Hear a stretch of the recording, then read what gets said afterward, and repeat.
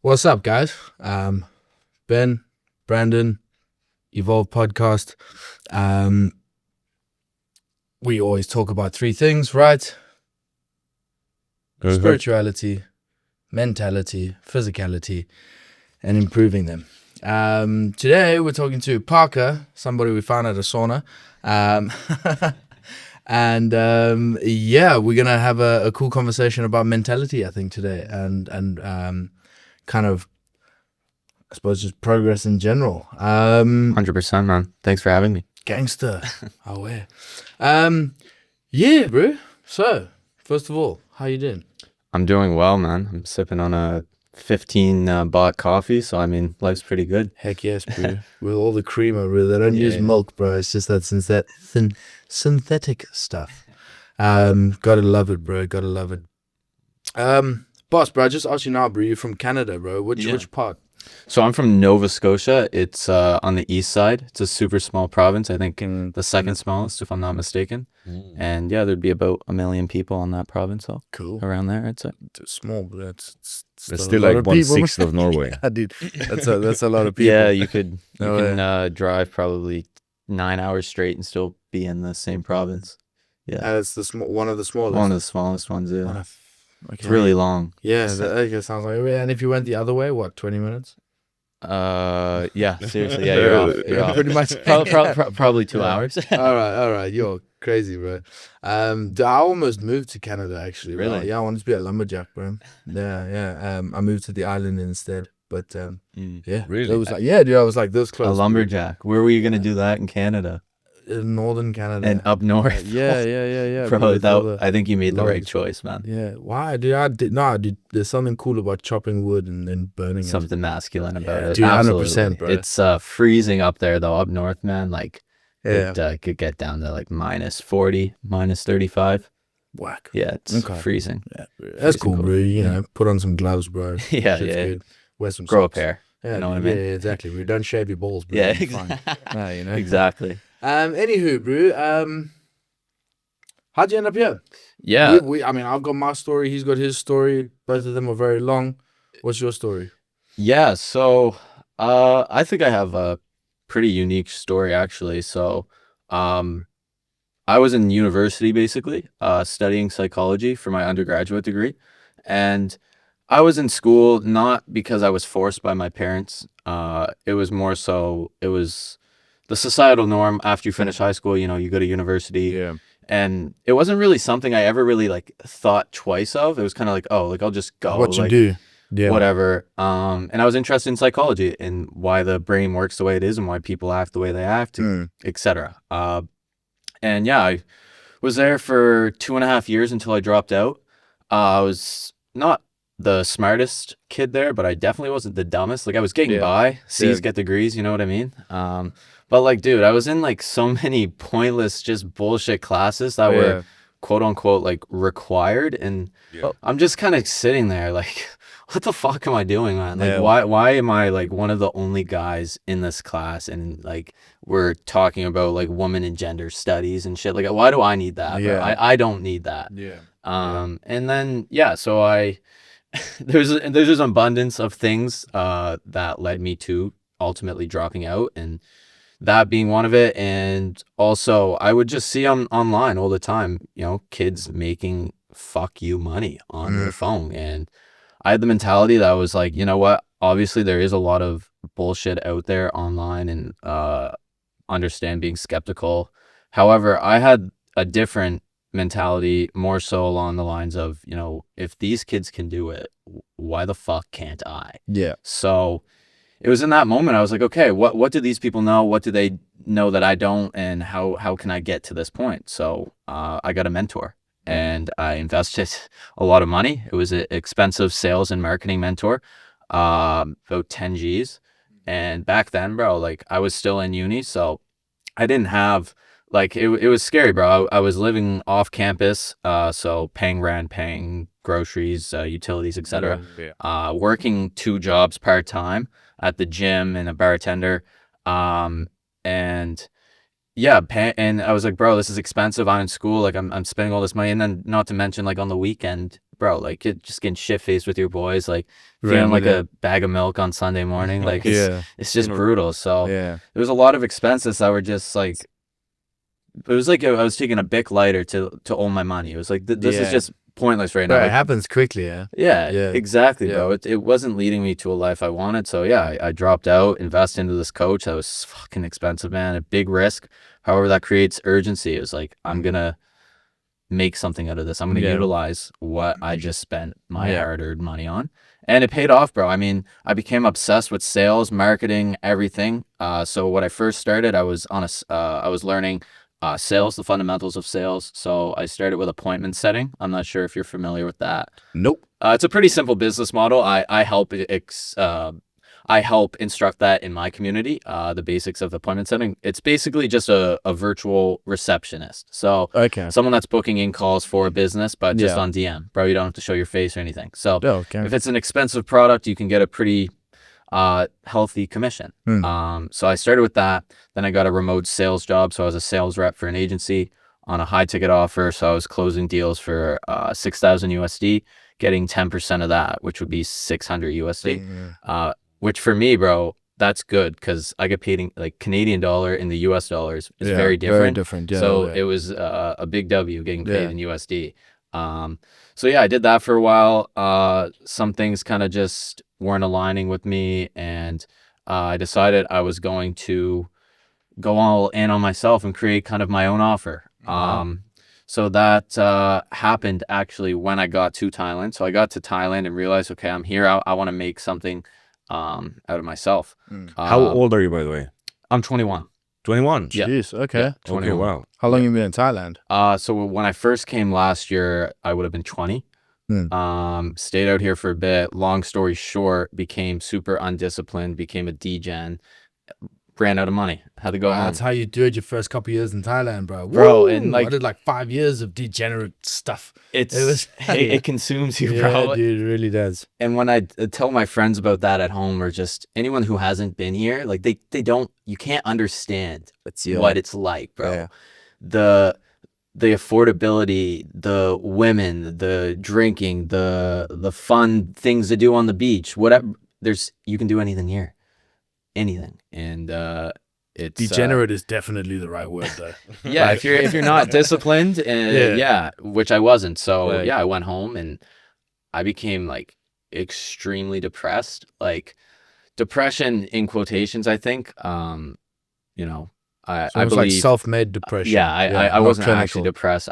I believe depression is real, but I think a lot of people stretch that. And, you know, if you just look at what you're doing inputs every single day, there's probably a reason you're feeling like shit. Like, so yeah, I came depressed and I realized I was like, yo, like I'm the only one that's actually going to like get up and make this change. I'm so far in already. Like I can't throw in the towel. Obviously I wanted to quit. I had self-doubts, whatever.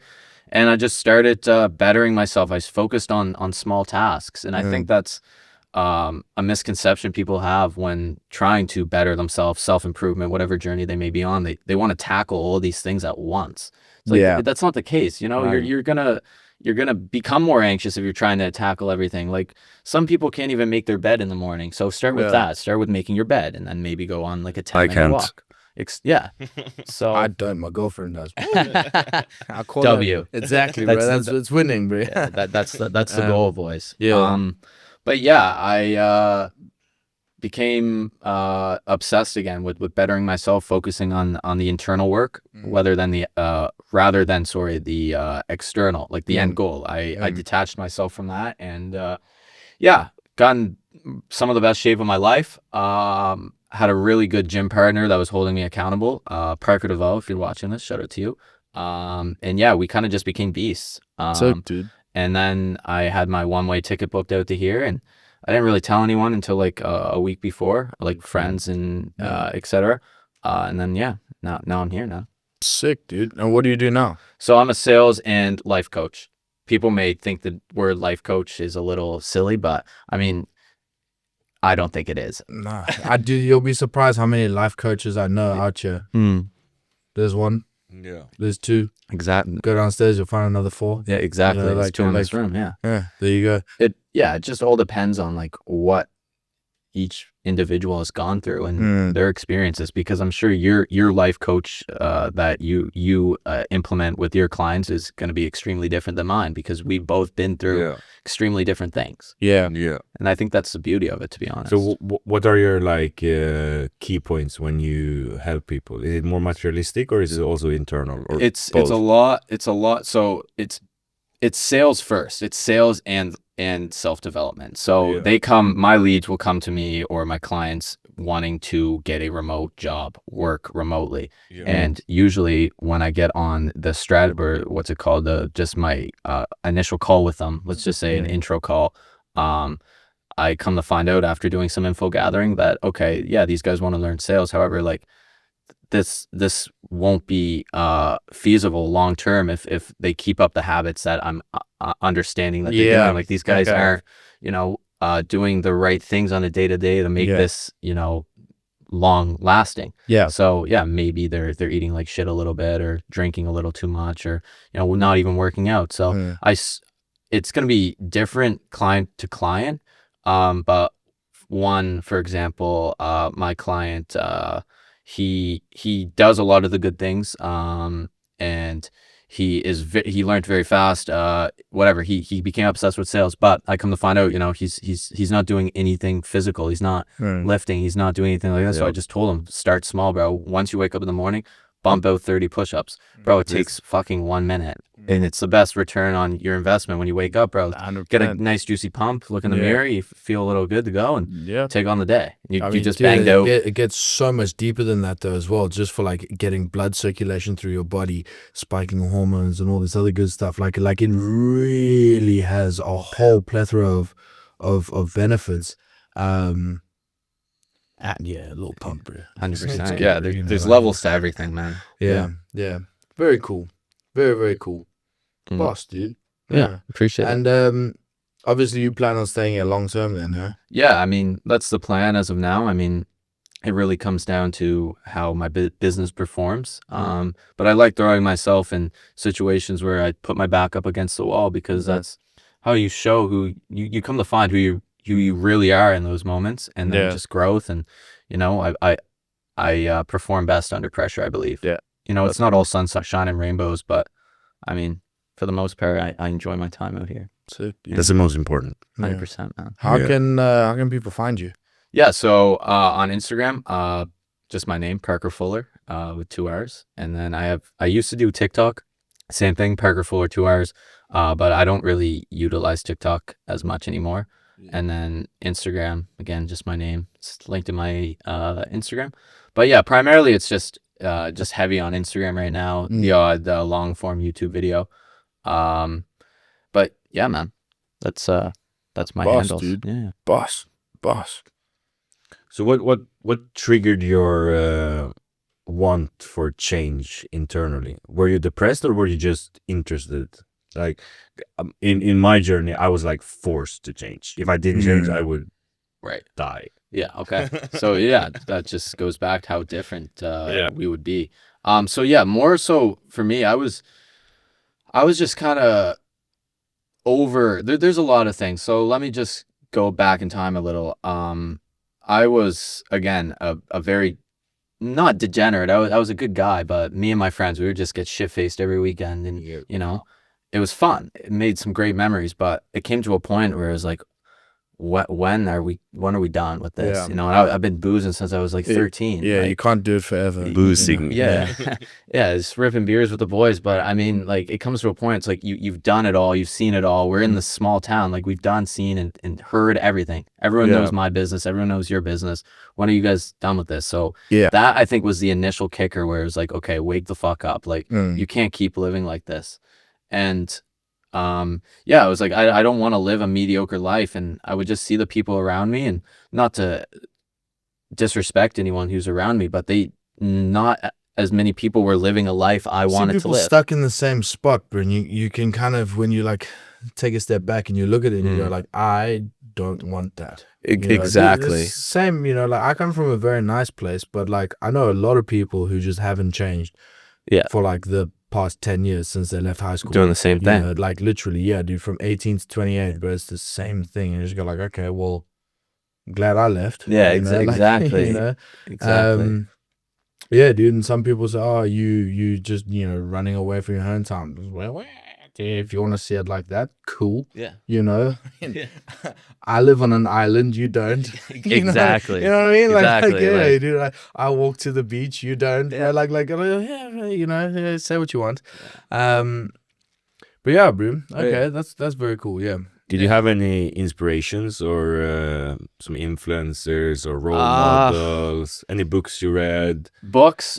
So let me go influencer first because it's like kind of just jokes. Like it's serious but not serious. I'm not sure if you guys know who the Nelk Boys are. Yeah. So they're from Canada, right? They're from Yeah. a small town in Canada. I watched Steve before he joined Nelk Boys. So. Yeah, like just it's so they're some of my biggest inspiration just because they are from a very small town in Canada, and But they're kind of degenerate though. They're degenerate as fuck, but they just started filming though. They just started filming, pranking, just filming their life, just building a personal brand. Yeah. And now they could sell their alcohol business for $1 billion with a B. Like it's just really cool to see everything they've done and where they are now, and they just started from a small town in Canada. Like for me, that's like really fucking cool. Like their content's like it's you can think what you want on it. It's funny, but yeah, there's a little bit of things going on there, but I mean just a little bit. Yeah, they're probably for influencers them, and then Russell Brunson, he's a really good guy as well to take information from. Alex Ramosi, trying to think. I don't know why I can't think of his name. It's a book I'm reading right now. But yeah, hopefully. What's the name of the book? Breaking the Break. I'll look it up. Sorry, boys. Oh, I really want to know this name. It's on my highlights actually on Instagram. It's really, really good. I recommend everyone to watch or read it. Breaking the Habit of Being Yourself, Joe Dispenza. That's who it is. Dr. Joe Dispenza. Sounds familiar. Yeah, it's a really good book on just like reprogramming your brain to think the most optimal way, and really getting you to realize like everything you think, say aloud, hear, listen to, like it plays a much bigger impact on your day-to-day life than a lot of people really think. Yeah. I suppose your day-to-day life is what builds you, bro. That's what builds your life, you know. It's everything that you do from the journey, bro. You know, like destinations are cool, but like getting there is kind of that's the fun part. And the fun part, yeah, bro. So how did you grow the balls to actually do it? Like, were your family supportive of it and your friends? Yeah, so I have a great family. They were very, very supportive. At the beginning, they didn't really get it. And I don't blame them because they were born in a different generation. Exactly. They didn't really grow up with this shit. So it took them a while to understand, but they always wanted me to do what made me happy. And I pitched them and I knew what I was talking about, and I sold them on my pitch. And I basically told them, actually, my mom, because my mom really wanted me to finish school. Yeah. And I respect that, but it just wasn't for me. I told her so I dropped out at the end of my third year, first semester. So there was second semester. That's a 4-month window. Basically told her, if I can make 10K in that window from my phone, I'm not going back. Like I'm not doing it. I'm sorry. Like that's my final offer. Yeah. And she agreed upon it. And come April, when exam season was rolling around, looking on my Stripe, and there it is, 10K. It's like, wow, that's pretty cool. I mean, it wasn't 10K at once, but I mean, in 4 months, time, if you really digest it, I became so obsessed. I learned the fundamentals. I've applied what I learned, and I became so obsessed. Like, bro, I wasn't sleeping. I wasn't like sleeping at night because I was just wanting to work. And it just comes down to like, if you really want something, you'll do it. You will do it. Yeah. And I did it. So also, like, even responsibility is like something that's like in men. We need it. Without it, you don't feel good. Like, exactly. You don't feel like, there's always going to be something missing, and that's part of that kind of depression that happens a lot, bro. Is guys don't have the right responsibility. They don't have anything that they kind of need to look after. Yeah. So like, that should cause problems, bro. Yeah, 100%. So when you say like, okay, cool, well, I've got a challenge now ahead of me, and I've got the responsibility of making it happen. you do feel good when you start working, right? And especially if you're training and all this other stuff, this is going to help build testosterone, right? And testosterone makes work feel good. Way so now better. you've got healthy responsibility and like all these other like, you know, test and drive, basically. Put those two together, bro, with something that gets you results. Yeah. It's like, it's easy to work. 100%. It's really easy to work. A lot of people don't realize that, you know. Yeah. And then, oh, but it's hard. Fuck so. You know Huberman? Huberman. Yeah, it's familiar. The neuroscientist from Stanford. He has his own podcast on all kinds of self. I've seen him online. And recently they found a new part in the frontal lobe, if I'm not mistaken. So don't quote me exactly on where it is, but every person who have gone through something in their life, either if it's addiction, losing maybe a kid, or also high-level athletes, like overcoming something extremely difficult and sitting on the other side and be able to look back, a part in the brain have grown during this process, and it's only grown in these certain individuals and is linked to happiness. Oh, really? Is one of the most important aspects to happiness, which means you need to suffer. You need to evolve. Because if you're stuck in the same place and you're not challenging yourself and going out of your discomfort zone, you will end up with this part of your brain almost shrinking. Yeah. Right. I agree. So now they actually have it scientific, like all these gurus and mentors and David Goggins, like, who's going to carry the boats, you know? And there's actually something to it now, and you can prove it scientifically, which I think is really, really cool. I just wanted to mention it since we're talking about it. I think that's sweet. That's the whole movement, the David Goggins movement. That's awesome. He's sick. That's one of my inspirations too. David Goggins, that guy's a beast. Bro, we had so there was the Explorer Expert Central this past weekend, and we had a bench press competition going. Oh, really? I started shouting in people's face like, "They don't know me, son!" Another rep, bro. It was a lot of fun. Bro. I don't know if you've seen that. I saw fucking did like 100 and something reps. Oh, really? Yeah. With how much? David, I think it was like 60 kilograms, and he did like 100 and something, or way more. I can't remember, but like he did like 40 or 50 or 60. Jesus. And then he started screaming like, "They don't know me, son!" And he'd do another one, and he was screaming, "They don't know me, son!" And do another one, bro. And he did like 80 more reps like that or some shit, bro. Like, it was ridiculous, bro. That's crazy work. David, bro, what a crazy bro. character, bro. Have you read anything from him? No, I haven't, but I want to read his like famous book. What's it called? On Can't Touch Me. Can't Touch. Is that what it is? The one with him standing there, very like Can't Touch like a Me soldier. Is the first one, and the second one is Never Finished. Yeah. What's the first one? Can't Touch Me, I would recommend. The second one is, I guess it's good, but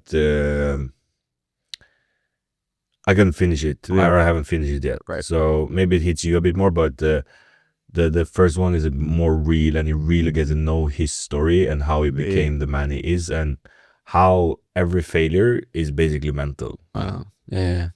It all starts in the brain, man. Yeah, It's all mental. So if you learn to conquer yourself, you can conquer anything. I love that. It's always you versus you, no matter how you look at it.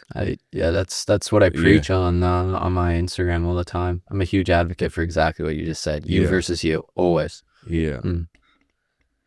So many people are afraid to look in the mirror and like accept who they are. Yep. Especially in society. Tough though, bro. Yeah, it is. It's tough though, bro, because you need to be at a certain point to be like, oh shit, that's me. You I almost suck. need to hit rock bottom, I believe. Rock bottom. It's gonna look different for everyone, rock bottom, but when I came home it's essential. From Thailand, it wasn't rock bottom like at all. Like, realistically, I was very fortunate. It's still gonna happen to you, bro. But but I felt mentally, rock bottom. I was like, wow, like this sucks. I gotta make a change. Yeah. Boss, dude, good on you. Appreciate it. Appreciate it. Very cool. Appreciate it. Very cool. What's your favorite hobby?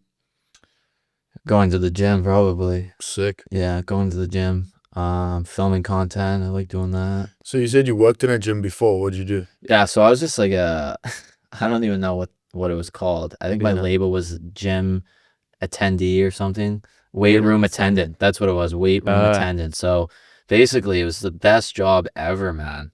Other than it was minimum wage, but like, Yeah. bro, it wasn't even a whole job. So it was my campus gym. Yeah.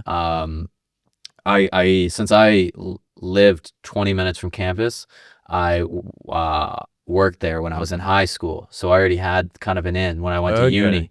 Yeah. Because the uni near my house is very popular. All my friends went there. So yeah, I was working at the gym, and I would just kind of clean the equipment. Clean the equipment, talk to people, put the bottles for people to, take. And some people just didn't take them, and just work on my laptop. So that was actually a key part of my whole story, actually having this job, because as I just said, I didn't do a whole lot. I have my laptop in front of me. That's the time I utilize to work on learning more sales. Like, I have videos somewhere in my MacBook, man, like doing a sales role play. So that's basically just like talking with someone from another side of the world that's also learning sales, practicing at the same time. Like, as I'm at work, people are like walking by me, like I'm literally just doing it in real life time. Like I was obsessed, bro. I wanted cool, it, man. But that's the shit you got to do, man. Like, yeah. A lot of people are kind of scared to think, like for other people to think that they're weird. Yeah. But like, oh yeah, dude, I deal with that all the time.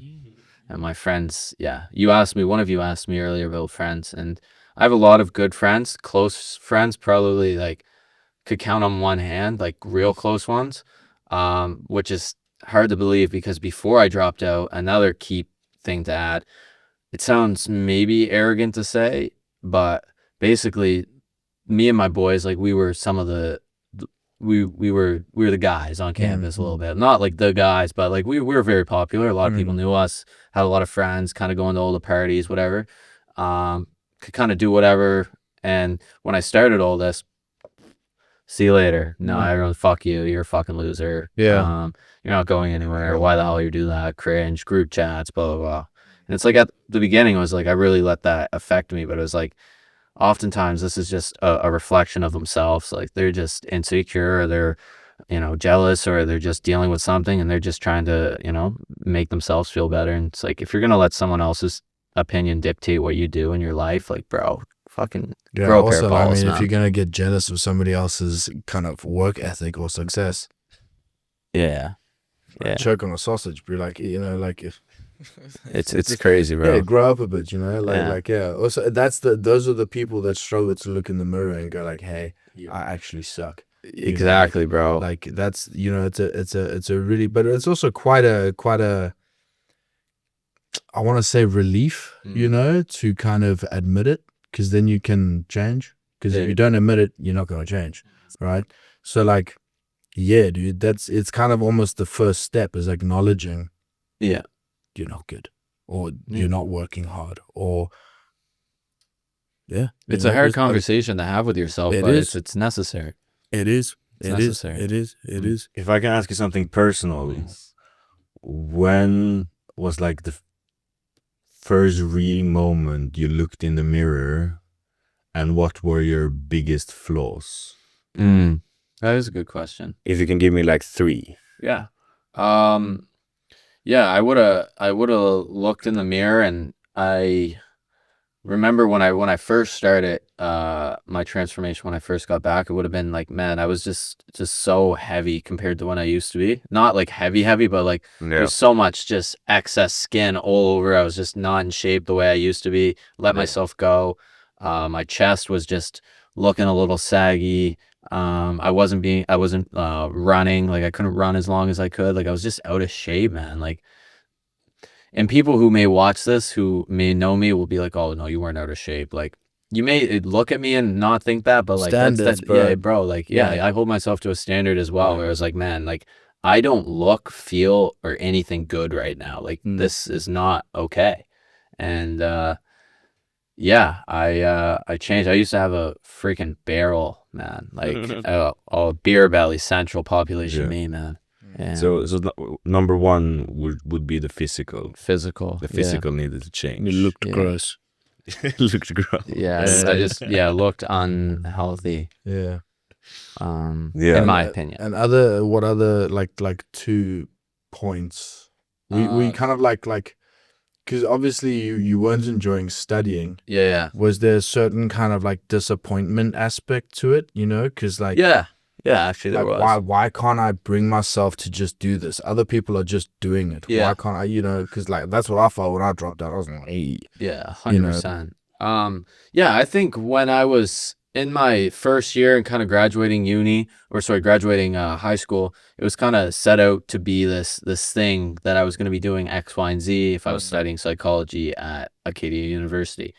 Come to find out, after my first year, it kind of wasn't like that. Like it was first year, it was pretty easy, like not that hard. Second year though is when I found out. I was like, okay, they're saying I'm gonna learn X, Y, and Z, but they're really teaching me A, B, and C. Like what was it? Like I don't need this. This isn't what I studied or signed up for. I'm in an arts, and you're doing like all this neuroscience bullshit that I actually like don't want to do or need. Like, and I performed poorly in those classes because I just wasn't interested in it. So there was that, you know. And then I don't really know. I just thought I could utilize my time a lot better. Like I was really like, okay, I think I just did reverse engineered the potential of if I did finish my university. Okay, I do got 2 more years to get this or however many years. Basically, I come to find out I think I needed like 7 or 8 years total. So 5 more or 6 more than where I was at to get a job that had a salary cap that wasn't even a great salary to begin with. And it was just the mediocre life. It was just a 9-to-5 life. But bro, like, how do you want that when you see people driving a freaking $500,000 car, have a house on their neck, bro? Like and materialistic things aren't even the thing. It's like you see that, it's like, okay, that's achievable, but it's like, why not you, man? You know, I don't want the money it's never been about the money for me. Money's a tool to freedom for me. It's allowing me to live this life on Paradise Island, bro, and drinking 50-cent coffees and, you know, training at some of the best gyms in the world. Like this gym, for instance, bro, like probably the coolest gym I've ever been to in my life. It's top notch, bro. Yeah, it's top notch, bro. Yeah. You're not getting this quality of life anywhere else. Yo, what? Bro, this is a nice, super cool gym. You're right. You're right. Unreal. And it's still the soft opening, bro. Exactly. Grand launch hasn't happened yet, but and it's already like mind blowing. I was saying earlier that once this gym finishes and gets the recovery and everything, like when it's done, I think I'm gonna have to switch gyms because I'm at Success right now. But why I'm at Success is because I have seasoned samui right across the street. It's what I eat every single day. Yeah. And really good food and cheap. Great. Yeah, and Mr. Hang's the man. Like he's a beauty. Yeah. So yeah, I just work out, walk across the street, eat, done. And that gym's also like 5 minutes from my place. This one's a bit further. Yeah. But once that happens, I'm making the move. The guy who started that gym started this gym. Oh really? Yeah. Oh, baller. What a beast. And funny story about all of the good gyms on this island. Yeah. He started all of them. There's another good one, I think, near Success. I haven't actually been to it, but it looks nice from the outside. I'm not sure if he would have done that one. Elite? I'm not sure. It's like red and black. I think it's red and black. It's near a market. It's near a white tent market. Oh, in a 7-Eleven. Yeah, it's I've been there. Yeah, it's but nice. I don't remember the name. It's kind of near Meal Prep Saloon. It depends on your standards. Yeah. I don't have standards. Well, now coming this here, is now my standards have raised, you know what I mean? Like I lived in Pattaya for 2 years and I worked at Muscle Factory. Yeah. And ever since that, like every gym was just shit. Really? Yeah. Honestly. So when I moved there, I also started at Success. Yeah. And I signed up for a year because I was supposed to move to Koh Phangan. Yeah. But they didn't have any good gyms. Right. So I was looking at Samui because I'm kind of hippie at heart. Yeah. You know? Yeah, 100%. So I want to find like my people or whatever. Yeah. So Samui is close, so maybe I find some cool people here too. So I found Success and I immediately signed up for 1 year to save money. Yeah. And I don't even think it was a month after I found Legacy. And they were looking for personal trainers. Oh, really? And first I tried training here 2 times. Yeah. And I bought a 1-year membership here too. So now quick. I'm like fucked. Quick. Yeah, no, this But then luckily I phenomenal. got the job here and now I train for free here. So I got like half of it back at least. Oh, that's cool. Sweet. You can work There you here go. as a foreigner. Can you do that? Or is that like a kind of not really like, should I have said that? I mean, we both work here. Yeah, they're fine. I didn't know if that Yeah. was like fine with like visas and stuff. Or Yeah. oh, that's cool. I didn't know that. Hmm. Huh. That's Very pretty cool. cool. Do you both personal train here? Oh, Yep. hell yeah, bro. How do you do that? Gangster. How do you get into that? I started off as an English teacher, bro. Really? Yeah. And then I did some courses for training because, I mean, I knew, like, after a couple of years of teaching, I realized, like, I don't want to teach forever. So then I started training. I mean, I had been training all my life and, like, super fit, I suppose, all my life. And then I was like, cool. So I started training, or got my certificates, started training people at a gym in Bangkok. And yeah, dude, life in Bangkok's not cool. I'm not a city person at all. No. So like that like to move and was like so easy. My girlfriend's always wanted to live on an island. Yeah. So we came to Samoa. Just came this morning. And yeah, she got a job at a quite a cool like villa management agency. Yeah. Which is quite sick. And yeah, easy, bro. I work here. That's life, man. Super gangster. That's the life, bro. Yeah. Honestly, hell yeah. Very, very cool. Wow. Very, very cool. So what was your pivotal moment? Like after teaching English, what really like went through your mind? It was like, fuck, like, you know, you're already teaching English, you know, you have a secure job, you know, it's a big risk to do what you did too. I don't really think about stuff like that. You'll be surprised, bro. Like, yeah, again, also like security, materialistic, I do not care, bro. Like it's the last thing on my list of stuff, you know, like don't get me wrong, this is all super cool, this technology is amazing. I don't need to own it. No. You know? No. I okay. Couldn't care less. Like couldn't care less, bro. I was very broke for a very long time. Oh yeah. Yeah, dude, like years, bro. Like yeah. You know, it was ridiculous, dude. So yeah, dude, like I got very comfortable with no money. You know, like okay. It's fine. Girlfriend she's not with me because I had money or anything like that. You know, we started dating while I was broke. And then we continued dating and I was even broker. You know. Broker. Yeah, dude. Went through some wild shit with her. And yeah, dude, moved yet and it totally changed. And then obviously like for me the biggest life-changing thing was like giving myself to Christ. And that was a huge pivotal point in my life. Right. That probably the most profound thing that's ever happened to me. You know, which is very cool, you know. So that's something that I really, really, really am proud of. And it's in a way not unique at all. You know, most people who do kind of most people or everybody who gives themselves over to Christ like authentically or genuinely and you know goes about the whole change, you know, the repentance and you know completely shifting their life, it's the most powerful thing that'll ever happen to you. So like that was really cool. And yeah, what was the question? I was just asking more. So yeah, just kind of what was going through your mind when you made your change to stop teaching. And oh shit, you're just kind of you didn't think about honestly, it. no. So like for it. Pretty much. Yeah, that's what you got to do. I started a gym at my house with my friend. We shared a house, and we started training students after class because Asia's super unhealthy. Yeah. So yeah, we started training students. It was a lot of fun. And I was like, dude, let's do this. Just quit. And yeah, that was that. Oh yeah, man. That's pretty sweet. Yeah. Same like you, bro. You just kind of go for it. Yeah, you got to make it work because no one's gonna do it for you. Exactly. You know, and even if it doesn't, like instead of running back to the school, you know, like, oh shit, I don't have money, suffer for a bit. Yeah. You know? Yeah, like, exactly. It's okay. Yeah. Like, and I'm way happier now.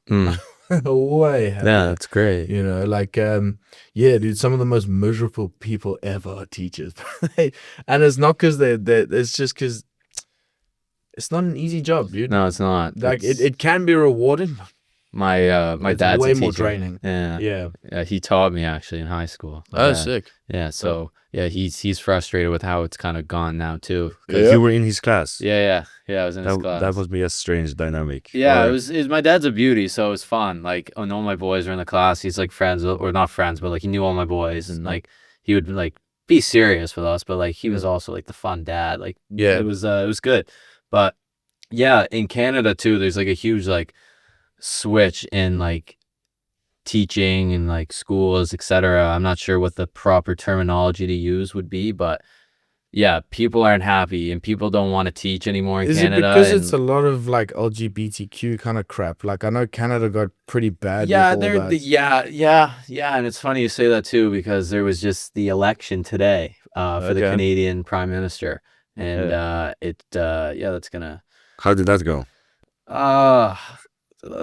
let's say I'm gonna say I'm optimistic, because I'm optimistic about everything. Yeah. However, Yeah, I don't that's- think the candidate that was selected was the best choice. So what's some of her key? So basically, Canada was under a liberal leader for the past 10 years. Even to say that, 10 years, bro, that's a long time. Sure, you can do a lot Bro, I of would have been- damage in I 10 would have been years, bro. 11, Joe 11. Biden, how he messed up America quickly. That was a lot of money. Yeah. In depth. So yeah, a liberal leader for 10 years, and a lot of people are unhappy with that, and Canada is just not even close to what it used to be. From what I remember, it's a completely different place now from when I grew up, and people decided, I guess today, that we're going to continue to have a liberal leader for the next term, however long it is. I'm not even really sure how long they are in Canada. That last sucks, one was dude. 10, but yeah, I mean, it's not really something that can really consume me, because I mean, I'm here. Yeah. I feel bad for my family and friends. They're gonna have to deal with the prices of stuff, and hopefully things can switch. Like I said, I'm optimistic, but it's just unfortunate just to see where maybe the West or just North America in general has really gone to, and that's kind of a reason I'm here as well. Like, bro, like, it's Can you give just some examples of of what's going on? Yeah, back what do you home? mean that's not good? I would say that for me, when I really started noticing and starting kind of to wake up to the nonsense in the world was, I'd say, COVID. When COVID first happened, and that's where I think Canada really started to decline after COVID. You can even look it up yourself. We were fed an abundance of bullshit through the media, like the news, everything. It was all lies. It was all not true, and everyone believed it because everyone's It's locked on in their TV, homes, you and know, yeah, yeah. it's the only thing you're seeing. Yeah. So one would just be the media back home. You'll see that even probably our phones are listening. They're gonna hear it and say, you're gonna see on your page just the media you'll see back home in North America. It's just not accurate all the time. I'm not saying that's the case all the time, but a lot of it's false. And they paint pictures a certain way to make people look bad. Like, for example, Donald Trump, they make Donald Trump look like the worst person in the world. Yeah. Well, that's, he's not saying he's the best guy in the world, but everyone's no one's perfect, Man's man. a legend, Exactly. bro. Like, bro, but they make him look like some they make him woman yeah. abuser, like cannibal, like, I don't know, terrorist, like. Yeah. Queen of England. Like, I think people Yeah. are forgetting this guy got shot Yeah, at a dude. rally. Like, Yeah. That's It's really wild, crazy, bro. bro. Really wild. that's crazy. But yeah, the media. What else would I Bro, say? didn't Joe Biden call a 12-year-old sexy? Yeah, there's Dude, there's a lot of shit and like people wanna that. Call that- Trump bad, bro. I don't get it, bro. You yeah, know, like, there's a lot of bullshit like that. So the media, and then just like bro, there's wild shit all over, dude. There was like a monk, bro, that made a kid suck his tongue, dude. Bro, Like, I'm what? telling you, bro, this shit got so weird all over the Nah, world. That's bro. yeah, Like, that's yeah, that's dude, not okay. that happened here in Thailand, Yeah. bro. Like, yeah, dude, like, I'm it's not so pretty surprised. fucked up. Yeah, Um, dude. And then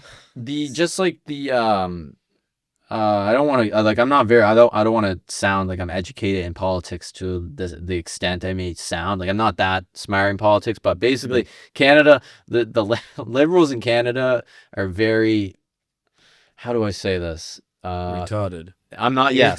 Thank you for saying it for See, me. I'm not from Canada, but I got no shame. dude. They're a little challenged when it comes to things, and they're very opinionated in ways where they attach emotion to everything.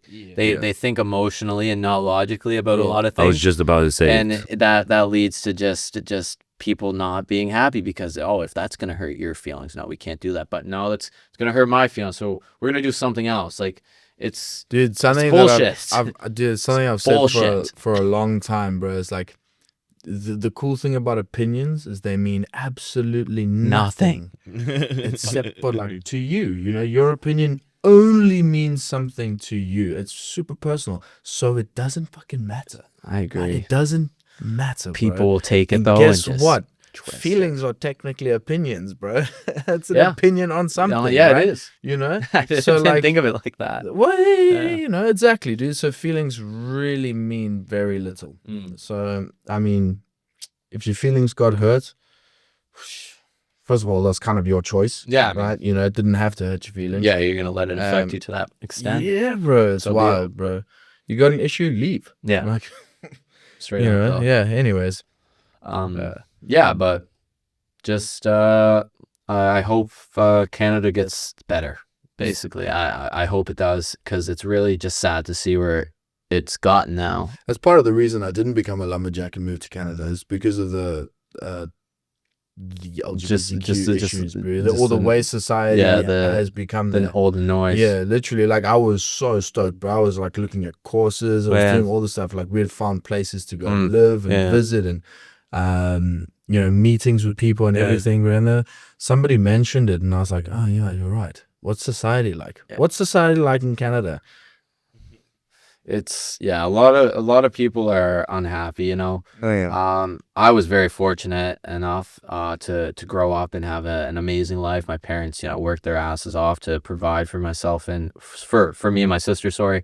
And I see that though, but I see there's also, there's people out there that have it very, very, very far worse than a lot. And in Canada, it's hard because everything is so damn expensive. So those people who are suffering and way worse off, like they can't do anything about it because they can't afford it. Like, it's just gotten way too expensive. There's an interview I saw last week of, it was one of the political leaders interviewing a construction worker in Canada. And basically the summary of the conversation was that these construction workers can't even afford to live in the houses that they're even building for other people. They can't afford to live in any house because it's just so expensive. The housing market's crazy. It's ridiculous. Yeah, but tax it's is 'cause of all the crazy. snow, right? So it gets so we have cold. lots So of- the it gets cold, too. insulation is like super expensive. Yeah. And like cold, running bro. all the electricity and stuff, just like to keep your house warm. Yeah, it's mad expensive. yeah. Mad expensive. We got a fireplace, so you could have cut some wood for us. There you go, bro. That would have been sick, you see. Yeah. But no, dude. It's just Blue crazy. Blue hair faggots, bro. And I was like, nah, not for me, bro. Anywho, bro. Whack, dude. It's crazy. Is your sister older or younger? My sister's older. She's Okay, sick. 24. Yeah, 24. And she's still in Canada? Yeah. She That was is. my next Yeah, question. she just finished school actually. Super happy Not a for her. dropout. No, she's mom and dad are happier with her, I'd say. No, I'm just joking, but congratulations to her for sure. Yeah, She awesome, worked her dude. ass off. What did she study? She is actually now going to be a teacher. It's funny I Sick. say that, but Oh. I guess it runs in the family. Mm. She's super good with just dealing with like young kids, and she's just always been like that her whole life. So she's gonna kill it. Good for her. And She gonna stay in Canada and do it there? no, I don't think so. So I after wouldn't. she's seen me traveling, it's I think as an older sister seeing your younger brother travel, I think it kind of flipped a switch in her. I want to travel a bit too. So she's been expressing wanting to go to Japan, maybe Thailand or Costa Bro, Rica, I'm telling you, somewhere but Canada. I think. private schools in Asia Yeah. pay really well. Do that. Like yeah, dude, you can make so much money. Wow. At private school, bro. There was like stupid amounts, bro. And if you find the right one, they look after you really, really well. So if your sister has some experience with her like teaching degree from Canada, right, and then she can go get like a job at some whack international school, that would be crazy. Like the amount of money, dude, some of these people pay is it's like stupid. They'll make like 120,000 baht a month, bro. Holy shit. For a kindergarten teacher, dude. Like that's stupid money, bro. That's pretty good for a kindergarten teacher, man. I'm just doing the math in my head. I'm telling you, bro. So that's like out in Bangkok, bro. You do that for 2-3 years, and then you can move, stack up some bread, go somewhere else. Bro. And these schools, so that's just what they pay you. Then say you have a husband or a wife, they'll add in like another 50K. With a little bonus. They'll pay for your housing.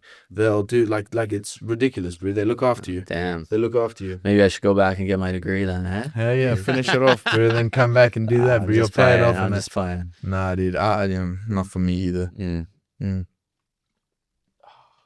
But back to the mirror question, if we can, because you only listed one. Yeah, so the physical. Yeah. And then, so I wasn't happy with how I looked. Maybe discipline. I gotta think. Pardon me? Discipline. Yeah, I think I lack discipline. Does that count? Would that count as one? Discipline? Yeah, like something that's contributed. Yeah. Okay. To so your. Because obviously you went like, oh, I'm fat. Let me become a business guy. Yeah. Oh, okay. You know what I mean? Like, there you go. I've got a fluffy stomach, bro. I'm gonna start selling things. You know what I mean? Like it definitely caused the change, but it's not. Like, what was wrong with you, and what did you do to change? A lot of things. Yeah. So physical discipline, I lacked good discipline, basically. And how would you define good discipline? Guess it depends on the person, but for me, doing what you need to do every single day, even though I don't want to. Yeah, don't listen to your feelings. Exactly, just do it, no matter how you feel. Don't be a bitch. It's a perfect way to describe it. So yeah, there was just like whether it be more food, or whether it be skipping a workout, or whether it be having that extra beer or shot on the weekend, or just going on the first place. I needed to change that aspect of me. So I just kind of, I guess people call it like monk mode or whatever you call it, or I just like, fuck. Was that difficult? I didn't like cut off everyone. Like, bro, like I don't think that's healthy to an extent. Like, I mean, I think it would be good, refreshing restart for your brain. But I would talk to my close friends on my phone sometimes. But yeah, I didn't really like interact with anyone but my gym partner. I would go to the gym, work out, eat, work on my business, go to sleep every day. Bro, that's how you gotta start. Like, you gotta put in those hard hours. And now I'm just thinking too, I'm gonna make an example. Some of my clients right now are a little bit upset with their progress regarding their sales journey and their appointment setting journey. So what I've been trying to explain to them is like, man, I've been working with these few guys in particular for, let's say, 6 weeks now, a month and a half, maybe 2 months. That's not a very long time. No. So they knew absolutely nothing before working with me about anything, sales, business, online, nothing, absolutely nothing. Right. And within actually 3 weeks, they both landed in appointment settings role. They started learning the skills, whatever, they got a role, but they haven't been able to profit off of that yet because, they're still figuring it out and they're upset. But I try to get them to remember, like, guys, like, this has been 2 months. Like, you got to reflect and see how proud you guys got to be proud of yourself to see how far you've gone, and like realize like 60 days is fucking nothing. Like, I locked myself in my bedroom for like 120 days basically, and became obsessed. Like, it's a similar thing when it comes stick to with it. Physical training, dude. A lot of people are like, oh, like, my weight's not going down or whatever. Don't look at your weight, bro. Do you feel better? Yeah. Yes. Okay, cool. Exactly. Do you look better? Yes. Okay, cool. Yeah. Yeah. Like, that's it. Yeah. And is life easier? Yes. Okay, cool, bro. Like, exactly. So what if you're still heavy? You feel better. Yeah, dude. And guess what? It's also only been a month. Exactly. You got to, like you said earlier, detach yourself from the outcome and just become obsessed with the process. Journey. Yeah. Enjoy the process, bro. Enjoy the challenge. 100%. Embrace the challenge. Enjoy the process. Yeah, man. Because that's it. There's also no avoiding it. I mean, you can go for a surgery and have shit removed, but Yeah. Yeah. Probably gonna get it It's- back. Yeah, and one of my good buddies, Will, I heard him say the other day, he's an entrepreneur here. He was saying it's not the pursuit of happiness, it's the happiness in the pursuit. Yeah, Yeah. So, yeah, that just Very kind of true. ties into what we were saying. yeah. Very, very true. Very true. Yeah, man. So what's the third thing? Discipline, looks, and actually, it would be, I think, holding my composure more, controlling my composure as a man. I think In what there- sense? lashing out, being angry at times, or just not showing the side of me that I want to be shown, basically. So basically, as a kid, like I was always just a freaking angry little basketball, soccer emotional player, control. emotional, punching people on the court, or Yeah. soccer, slide tackling, hurting them. I was good at my sports, but I was just too aggressive. Yeah. And just a lot of just things happen in my life, I guess, just a lot of things that shouldn't happen at the age it happened to me at, and just real adult life shit. And, my parents separating when I was still in high school, stuff like that. It's like when you're in high school too, like you understand like what's going on. It's like Yeah. a lot of pent up anger, and I think I would lash out way too much, and I would sabotage relationships, whether it be with exes or friends, or just leaving bad impressions on people. I think that really got in the way for me, and that's actually something I've never talked about. So I'm being very vulnerable right now. But now I've controlled it to a much better extent. Still not obviously perfect, but I can catch myself in moments now where I'm just so calm, like I really just don't let anything affect me anymore, because it's really not that deep. And if you let these things affect you, like why it's Yeah. not that deep, man. It really Yeah. isn't. Yeah. So yeah, I guess those would be the three things. Building That's my a good one, composure, though, dude. discipline, and emotional looks. control, dude. Yeah. That was Emotional more what I self-control. was looking for. Yeah, Yeah. yeah, you're looking for me to go deep. Yeah, real dude, deep. 100%. Be honest, because this is what so many people can relate to. Right. Yeah. This is what we're trying to teach people, and then I'm gonna bring you a follow-up question to that, and that is, why do you think you were so? Because you mentioned the divorce, but you said you were angry before that. Yeah. So if you don't want to talk about your family relationship, I accept that. And you Yeah, don't yeah, have to no, talk about that's it. fine to talk or about did that you get too. bullied, or Yeah. what Yeah, that's what good. started, you think? So I wouldn't blame it all on just like my parents divorcing. That just was like the cherry on top kind of thing. And they're great relationship. They're still friends to this day. And it was just, I'm in my senior year of high school. It's supposed to be your senior year, man. Like, hell yeah, let's go. Bomb dropped on me in like the first week of school. Oh yeah, we're getting divorced. Like, that's not an easy pill to swallow as like a Did you see it 17-year-old. coming? Yeah, I anticipated it coming, Okay. but I would have thought they would have just waited until like maybe I was in university, because it was just like a couple months. But it's Let like, me finish and move out the house first. Yeah. That, But I that's what honestly- my stepdad did, bro. I respect them for putting themselves first. Obviously, that's their relationship. They weren't happy, So that's all I want now, is them to be happy. So, but that would play a part, or a variable, and part of everything. But yeah, that's. I think I just was always very caught up in just like trying to be the man, or just trying to be that guy, or look Yeah. cool, or impress the next person, or just seeking validation from people and shit like that. And I think after a while of just chasing that, you really are just you're masking something. You're doing it for a reason, and I'm not sure what that specific reason could be in this moment, but that would play in a part of it too. I think like I'm always just trying to do this, and I would just get mad, I think, at the end of the day, when I'm just sitting by myself, be like, fuck, like Social media?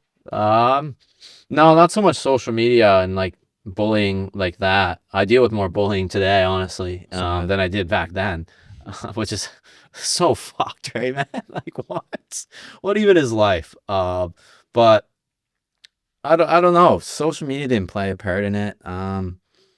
No, so the reason I said social media is because obviously, people only show their best lives on, On social social media. media. So then it becomes this whole thing of like that validation. Yeah. And like I need validity from these external people Yeah. that don't really matter. And then it's, you know, trying to be that guy, you know, Ex- and stuff like that. exactly. So that's why I just, you know, maybe because sometimes, you know, it kind of sets up this way of thinking, Yeah. this mentality.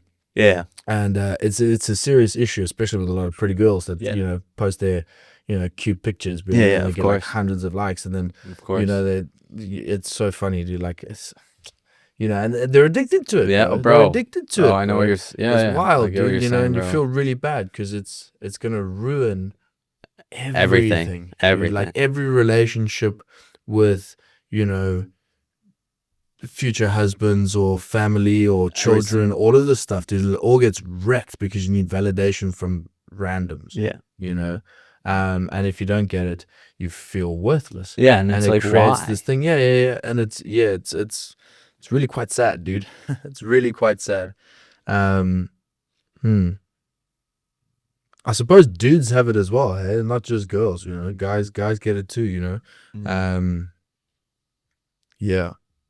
Sorry, Like- dude. Back to you. Yeah, no, sorry. What? No, I just I want you to explain that. I didn't understand it. So guys get it as well. Like, I think expand so, off dude. that. Like obviously, like it's not just girls that seek validation online. It's guys. Oh, as well, guys, you know, for sure. Yeah, like, you know, trying to be funny or, you know, Yeah, I think exactly. drink That's or, exactly you know, like exactly what I that's, was you I was know, kind of doing there. Yeah, and it's just seeking attention, Attention, and yeah. validation. You know, Yeah, just it's trying to feel present or needed. and yeah, in it a- just in a- ruins a lot of things though long term. You know, Yeah. it's interesting, man. Yeah, It's interesting. it's quite dark. It is. You know, yeah. If you really like look at it, like really look at it, yeah, it is dark. Mm. It is just, yeah. But yeah, back to your earlier years. What do you think caused that? I don't know. I was very competitive Yeah. growing up, very competitive in every sport, especially with my sister. She was very good at her respective sports, and me and my friends, we were all like, we were young boys, and yeah, like we were young or whatever, but like there was a lot of testosterone going through the like group of guys we were in. Like we were ruthless and just aggressive. I don't know if that like played a part. I think in it's anything. healthy. I think that, yeah, exactly. I think that built me into the person, or part of the person I am now, and it builds a lot of character. Sports and then rough housing with your boys and shit like that when at a young age. Like if I ever have kids, I'm definitely putting my kid through sports and whatnot. It builds a lot, but I'm not sure what would have been the thing to kind of trigger me to just be really aggressive in sports. Like, man, like I was getting a yellow card every soccer game, man. Like every game, technical fouls, basketball, you're out of here, man. Yeah. But yeah, I don't know what would have got. I don't know. It's just probably a buildup of a lot of little things that just compounded into this one like angry soccer basketball player. Yeah. And how did you deal with that later on? You just self-reflected and like one step at a time, or? I think I just self-reflected and realized like that I'm just kind of making a fool out of myself, one, and two, like it's again just not that deep. Like why am I like getting so mad? Like obviously I'm still like, if I were to play with my boys now, like pick up ball or something like that, yeah, there'd be a little bit of like rough housing and chirping just for fun, but like not to the. And I used to be. Yeah, but I was the an angry difference guy. between being a guy and being competitive and Yeah. like being a dick. Yeah, no, yeah, it was. I was definitely being a dick a lot. Pa's trying to tell you something. Oh, your face is off the camera. You're leaning back. You're like just out of frame. Yeah. Yeah, There I'm you go. chilling. Sweet. Okay. Yeah. But yeah, that's. I don't know. I don't know what would be the thing. Yeah. Just a build up, I guess. But yeah, I guess those would be sort of my three things. But And if you look in the mirror now, yes. what are, if you look, because you're so young. Yeah. You're so young. Yeah. And if you look at yourself when you're 30, or let me rephrase this, because this is a question I love to ask myself and I love to ask almost everyone I meet. And that is, if you had a daughter, Parker, Right. and she was dating you, Right. would you be happy and proud? 100%. 100%. So there's nothing to improve. I'd be if I had a daughter and they were to date a man that was like me right now, Yeah. I would be 100% okay with it. So there's no attributes. Obviously, no. There's always something to improve on, but like, I just know the man I am and the way I hold myself and my values and my respect level and how I treat women and how far I've come in my emotional journey as well. And I think it would, I'd be happy with it. I don't think I'd be complaining at all, actually. I'd almost encourage it, actually, there's a lot of bad guys out there, get her off the street, get her with a good guy, you know what I mean? So there's no attributes you feel like you're missing. I want a better V-taper, if that counts on it, and I need to lose some more weight. Just physical and materialistic.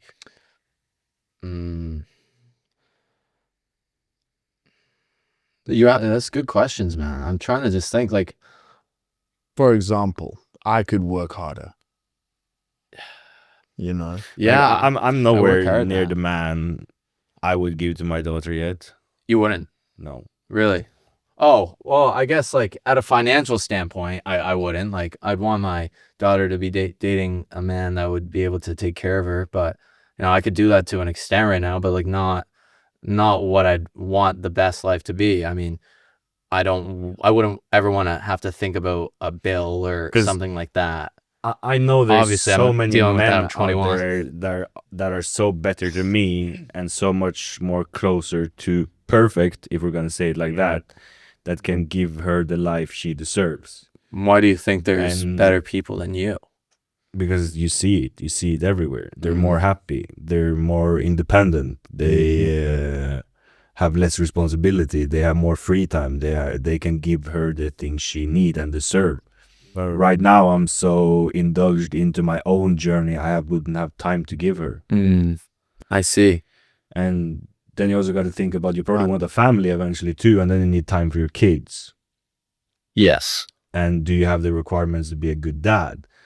Do you know how to teach them right, or are you too young? Because you need to go through life and learn all these tough lessons to be able to teach your kid and be a good dad. Yeah. No, I get that. Yeah. I think I'm sticking with my answer, though. I'm sticking with my answer. I think I'd be good. I think I'd be good. Yeah. I'm confident in myself. Yeah. Yeah.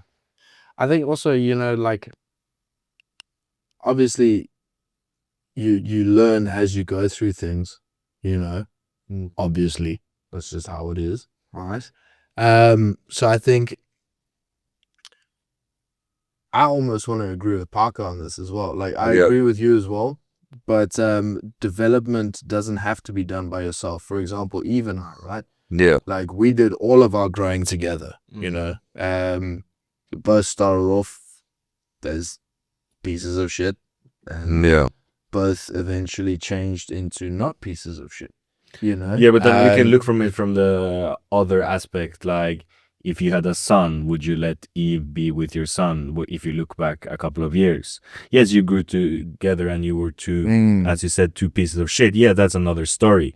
But if you look at it from an idealistic perspective, where you can both start from two healthy beginnings, which is what it's supposed to be. Imagine you already being a Christian and she already being this and living by these good morals and ethics. Yeah. And having your shit together, because you have told me you have been through some shit in your relationship that of course shouldn't have been there. And when you come from a standpoint of a dad, if this I would sort of hate to have my daughter go through stuff like that. This is where I'm coming from. Yes, you can be two broken pieces becoming complete together, but that's not how it goes for most people. No, I get that. This is why, like, I kind of agree, I agree with both of you, especially I if agree you've with gone things through you're saying as certain well, things too. and you've gone through the change, then cool. If not, but there's always room to improve. Always. And then just, I think also it's kind of a difficult thing. You'd almost need whoever's going for your daughter, whoever's trying to, marry her or whatever, like you kind of test him, you know, not actual tests, but like the test of time, dude, I suppose, in a way, you know, like it's not going to be an instant thing. You know, it's going to be like a slow process, and you kind of get to know the person, and you go like, okay, maybe I see your flaws, but like those are fixable. Those are something that, are you working on them now? Yes. Okay, cool. You know, are you not working on your flaws?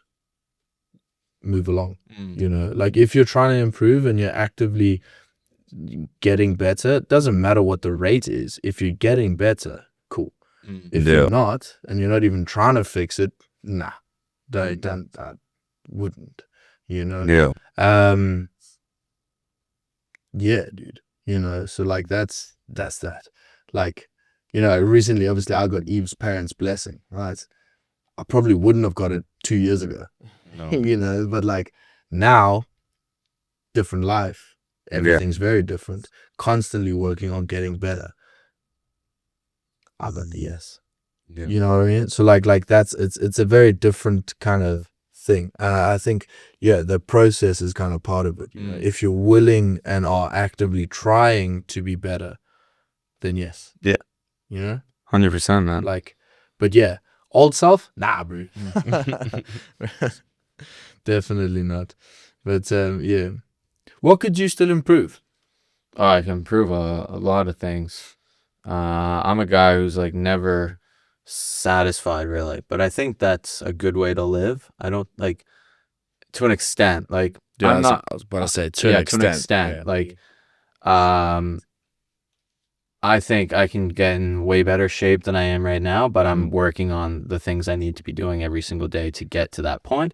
So there's that. So just I got to be more patient. Definitely, patience is a very difficult thing for me to get. Being patient. I would like to, get in better shape. I would like to continue building a strong relationship with my family, even though it's it's very strong already. Continue that. Maybe talk to my family more, actually. It's hard being in Thailand with the time difference. Yeah, same. But I mean, that's just an excuse, to be honest, man. If I wanted to, I would. So I can do that. It's very true as well. Eat a little bit better at night. Sometimes I you know, fall into the snacks of the Thailand markets or the 7-Elevens. It's dangerous, man. There's a lot of good stuff. 7-Eleven is really dangerous. Man, they've taken a lot of money from me. A lot of Thai baht has gone to the 7-Elevens. Yeah, dude. I barely go into 7-Eleven anymore. Really? Yeah. I go in for the coffee, water, drinks, but like usually at night I'm going in for like not every night, but a little snack here or there. Yeah, dude, have you seen that, like the shelf that's next to the sandwiches? You know, the toasties that the toasties. The toasties are good, the dessert but the section. shelf next to it. That's the best shelf. Bro, I know exactly what I'm you're telling you, bro, with the eclairs and the cakes Everything. and the cheesecakes. And every 7-Eleven's different, bro. You go into one of the nicer ones, bro. Some of them got some bougie shit. I'm telling you, bro. That's yeah, no, definitely not, bro. So you gotta find yourself an old shit one, bro, that doesn't have that. Anything. Yeah, the one near mine is like, it's hit or miss depending on the day. But you know, gotta get better with that. But yeah, I mean, other than that, you know, I like obviously my business to scale. Right now, it's not at a point where I'd want it to be, but again, I'm working on the internal things every single day. That ties back to being patient and trusting the process. So it's really just, I think, a lot of just patience and understanding that I am in the right place at the right time. I gotta stop overthinking and just really just trust the process. Getting out of my own head actually would be something as well. What would you do to improve your patience? Like, what kind of ideas, what approaches would you plan I think on it's taking? just one of those things you gotta just realize in the moment, and just gotta continue to go through repetitions of where you put yourself in a position where you have to be patient. So, I mean, for instance, like I'm in sales, right? So sometimes when dealing with clients or prospects on the phone, you know, there's a bunch of different objections you'll get in sales, but one of the most common ones is yeah, I'll get back to you. You never want to get to that point anyways, because if you get to that point, you did the sales call wrong. But sometimes it's inevitable, and you get to that point, and it's like, now I'm right now just thinking I've completely lost my train of thought. I was talking about a thing in sales. How would you practice patience? Oh, patience.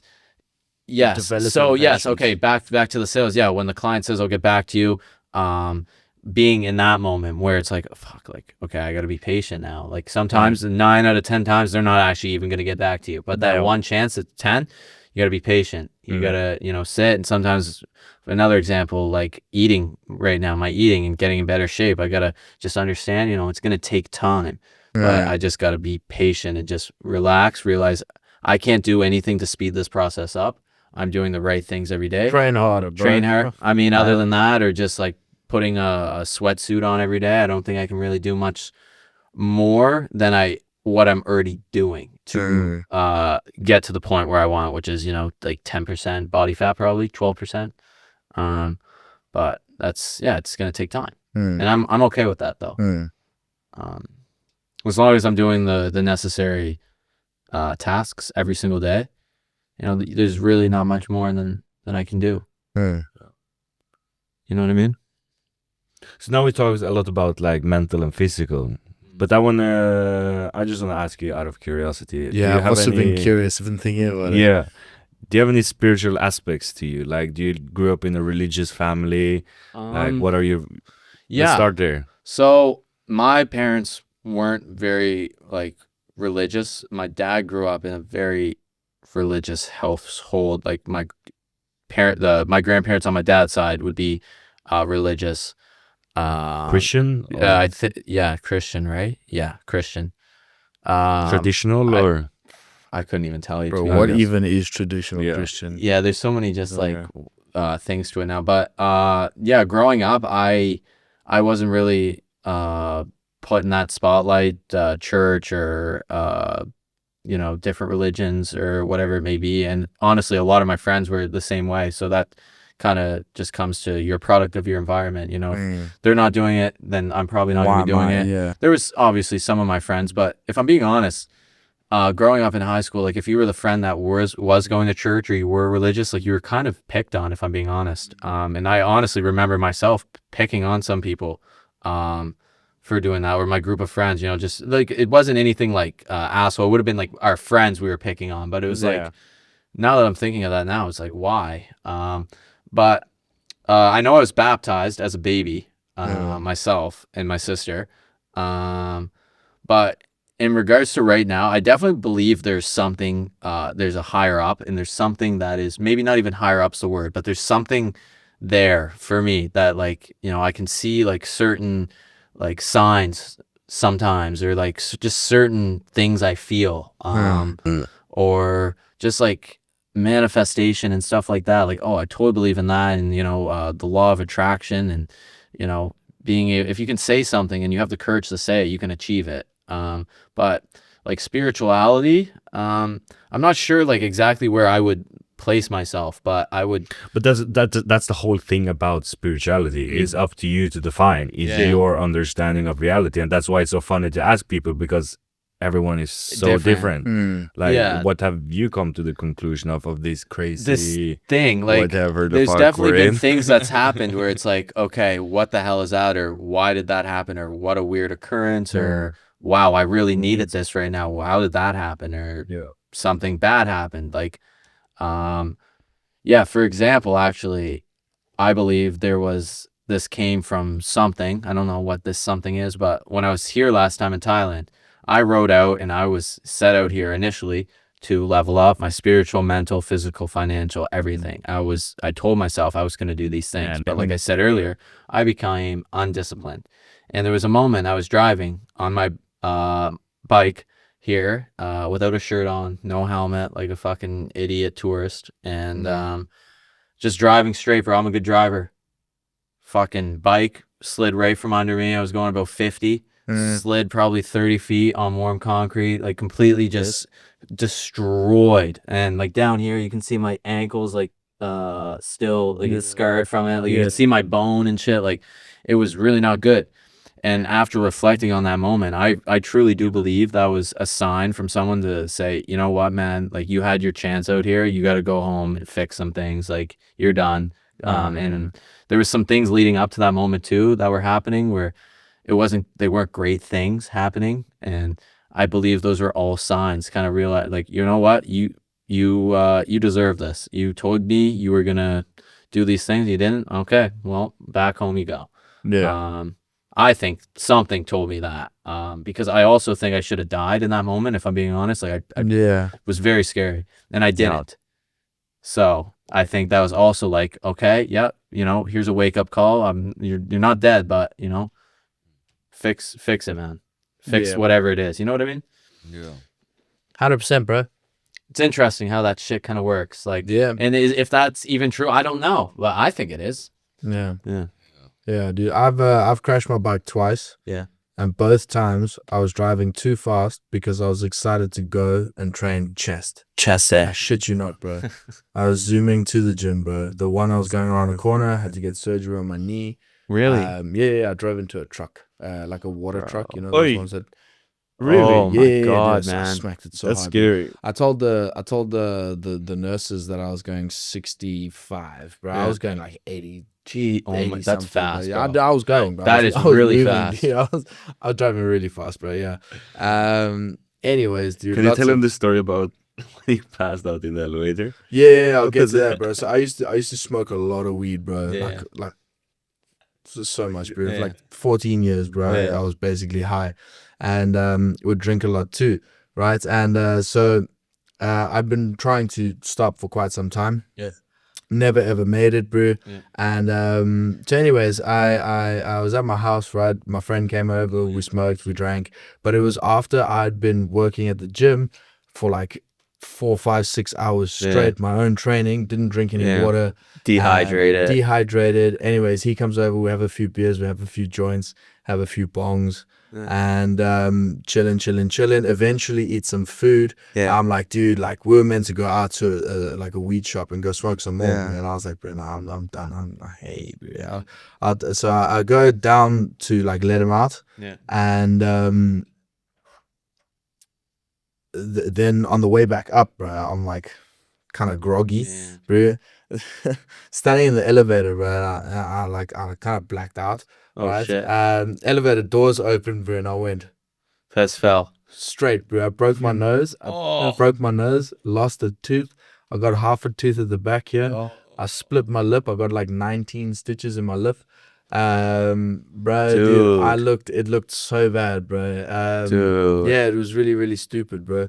Literally just from like in an elevator, bro. Just they saw the security footage, bro, and the security guard laughed at me, bro. He was like, I was like a terrible. tower, dude. Like literally straight, bro. No knee folding, nothing, bro. Just straight down, bro. I found my tooth in the corridor. Yeah, bro. That's jokes. Oh, Yeah, that would not feel good.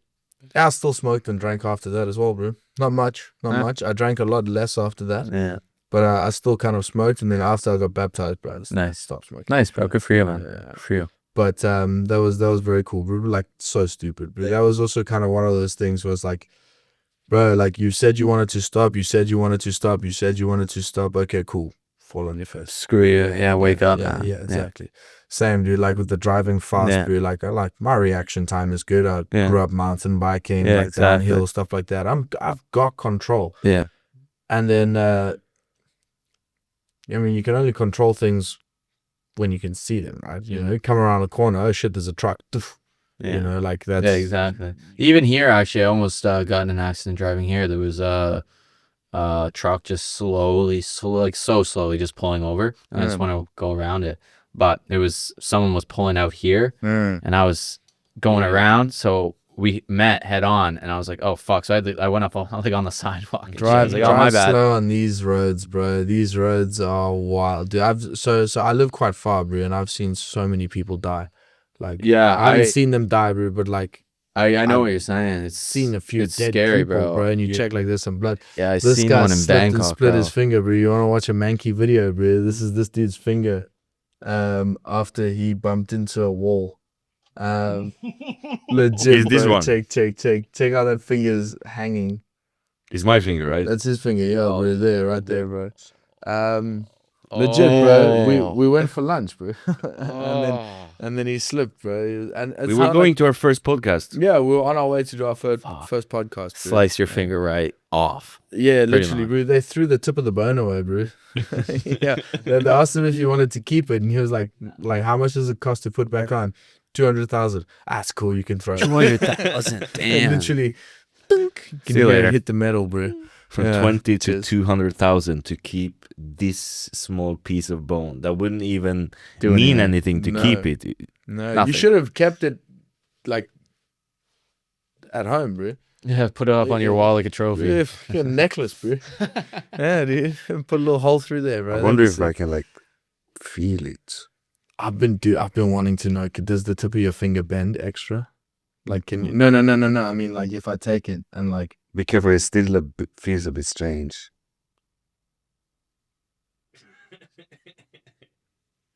It's still numb. bro, and It's like, still numb.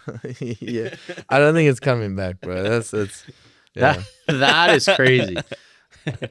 Wow. So how did that even happen? Just on your bike? Yeah. Just Literally, fell off. dude. No, he didn't even fall off, bro. He like So, so coming around Yeah. a corner, front tire slid, and there's he this, didn't. there's this like for the water to be in. Yeah.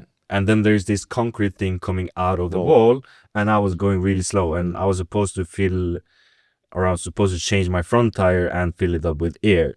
So when I hit that little corner, it wouldn't turn, and I was going so fucking slow. So my bike is fine, I'm fine, but my finger is fucked because it got squeezed between my clutch and the ball. Bro. But let's talk about how I fixed it, Ben. Our beautiful sponsor, Oh shit, yeah, Raw Farmer, dude. Raw Pharma. Shout out Um, Raw Pharma for fixing my finger. Yeah, dude. Have you ever heard of peptides? Yeah, Yeah. a little bit. Yeah, okay. Little So BPC 157 and TB 500, those two, you put them together and you can fix anything, bro. Your Basically. parents' relationship, you fix it, bro. I'm telling you, anything, bro. Like, you got a broken leg, it got blown off in the army, bro. You're missing a face, bro. I'm telling you, dude, BPC 157 and TB 500, put those two together. Wow. Bro, this guy fixed his finger in I have seen- legit 2 days, A bro. lot on peptides. 2 days. Yeah. So It went from like not being able to Well, I move saw it. It to was this, it wasn't in- part of the finger. bro. I documented some later, of the he could- journey on my Instagram. Oh, did you? Oh, I'll have to go Yeah, look at and that. like as it happened, I could barely move my hand like this. Not And even I, that much, bro. Yeah, and I used it for 2 days, and I had full range of motion. Now you can do it It was again. still fucked. Yeah, but you could move it. Yeah. And That's a then win. after 1 week, even the nurses were like, What the hell? how? Yeah. So fast. It's growing so Peptides. healthy and fast. Peptides are wild, bro. But I had to Yeah. literally inject a needle into my finger myself every day. Oh, it's worth it though. It's Yeah, worth it. Well, it was worth only it. for 2 days, I guess, bro. Was Well, it no, not? he did it for a couple couple weeks. weeks. Oh. Yeah. Oh, it's some. Yeah, you gotta maintenance it or whatever. Yeah, Teach every you day do to it. keep the levels Just high. like antibiotics, I guess. Yeah. Yeah, it's called the Wolverine stack. Oh, okay. Yeah, The something Wolverine Yeah, stack. something That's what it's called. because you heal Yeah. so quickly, dude. Yeah. That's Um, badass. Yeah, dude. Very cool, bro. Like Muay Thai fighters, also they really love it because Yeah. you get so many micro tears in your muscle fibers. Yeah. Just And fix you them right out. Yeah, and it And allows you to bones. recover. Yeah, Bone bones. density. Yeah. Oh, really? Yeah. Helps with that as well. Yeah. Damn. Dude, there's so many cool things, dude, when you start to learn about like this kind of stuff. So like I've got some Russian arm wrestling coaches, right? And the one guy, he's like super nerdy, bro. He digs this stuff, dude. Russian arm wrestling coaches. Yeah, I'm training for arm wrestling, dude. So I've never heard of that ever. Russian arm wrestling coach is like a real like thing. so it's their national sport. Bro. What? Arm wrestling is the Russia's national sport. That is bro. even more badass. It's than so the gangster, bro. Wolverine Is it? stack. Yeah. It's the, I didn't the know that. national sport, bro. So, anyways, my one coach, he's actually downstairs. He was like Russian champion for like a couple of years. Yeah, and he's been training for like 17 years. He's been arm wrestling, and anyways, my other coach, he's like mad, stupid strong, right? Yeah. But I'm pretty sure he's a little bit autistic, bro. Because for fun, he reads like PubMed. You know, like just Random shit. about random That might be fucking his like compounds, thing. bro. Like, yeah. so anyways, strontium Strontium. It's like I don't even know what strontium is, but it makes your bones harder. So like, yeah, dude, if you don't want to break anything or you got brittle Start bones, riffing- bro, start yeah, riffing dude, strontium. What is it? Is it a supplement, vitamin? It's a vitamin that you can take. It's a vitamin. It's not really a vitamin per se, but it's like a supplement, that you can just take. Like, it wouldn't be in your food, but if you do take it, you'd be So like added in to what your stuff. category would you put it, if you know? Mineral, I guess. Mineral? Yeah. Okay. Strontium. What is strontium? Hello, ChatGPT. Yeah. What is strontium? I can't wait for the day we have ChatGPT in the last chair Chemical there. element. Yeah. That'll be sweet. It's literally just it's literally just an element, right? The symbol SR. Okay. Yeah. So it's like, you know how I take boron? Okay, I take boron supplements. Yeah. Yeah. It's just like an element. Yeah. You know, it's very cool, but it's not like a compound or anything. It's like if you found it in the earth, you could just put it in your mouth and eat it. Dude. Like it's cool, bro. I take copper, I take magnesium, I take manganese, I take zinc, I take a whole bunch of like just like elements, bro. Yeah. Yeah. Hell Just, yeah. yeah, dude. Sweet. Yeah, periodic. Yeah, you're Salad, going bro. to be on there next. You're going to have your 100%, own bro. little symbol down there. Yeah, bro, I'm pretty sure my piss would make something like that, bro. Put it in a That's pot, bro. Dehydrate it, get rid of all the liquids, bro. Make some weird crystals, bro. Nice. Yeah. Smoke that shit up. Yeah, you get superpowers, bro. You call it the Deadpool stack, bro. Even better. No, yeah, bro. That's Oh, funny. yeah. But yeah, I Hulk's want to mad. ask you, what are your key factors to motivation? Like, what drives you? Is it for your future family? Is it for yourself? Is it to make your family, like your mom and dad, happy? Like, what would Yeah, you say is the main It would be a main one? Do you want to change the main world? one. Like, I think there Who would are have. you? I don't think I could pick just one because one, I want to be able to give back to my parents. That would be probably one of the biggest ones, to be able to just, I know we talked about materialistic things, but I just want to give them back everything they've been able to provide for me, whether that just be a lump sum of money or retiring them or sending them on like a long vacation, like something like that. So that would be a motivator. And then just for myself as well, just to prove to myself, like I'm capable of doing anything I put my mind to. Bottom line. Yeah. That's cool. Yeah, dude, I think it would be very cool to like pay for your parents, bro. Like, Yeah, like, bro. retirement. Yeah. You know, It'd be the dream, cool. man. Yeah. You got another 40 years of life, hopefully. Yeah. Let me pay for that. Yeah, exactly. That's cool. How old are your parents? I think 50, you can just go 53 like, and more 54, 52 and 53. or less. Okay. 52 and 53. Holy, Yeah. yeah. Or 53 and 54. they got you, They were born in 72 and 71. So, Yeah.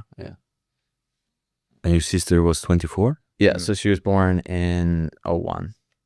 Okay. Dude, that's wild. So you were like 03. 3, dude. When were Is you? it Same age as your my brother? brother. Yeah, Yeah. same age as my brother. Yeah. When were you born? 97. 97 and 96. okay. He's an old man. It's so wild, dude. Like people that were born in like 2000 and are also like 20 something year olds, Yeah. bro, doing stuff in business and everything. Dude. It's so wild. Yeah, it's So crazy. fucking wild. Bro. It's crazy, but I still feel very far behind. Like I just feel like I said, I think that goes back to me not being satisfied. Like for this moment, like I'll obviously be satisfied, and I have been satisfied in points of my life. But like right now, I just know I'm capable of just doing so many great things, and I'm just not at that point yet. Yeah, I think it's more about realizing your potential. Yeah, Mm. and I think And that's being honest with that. something. But they're also grinding and putting in the hard work to like achieve and make real that potential. Yeah. Yeah, you know. No, it's a really good thing. And so many people have so much potential. Everyone has so much potential, Yeah.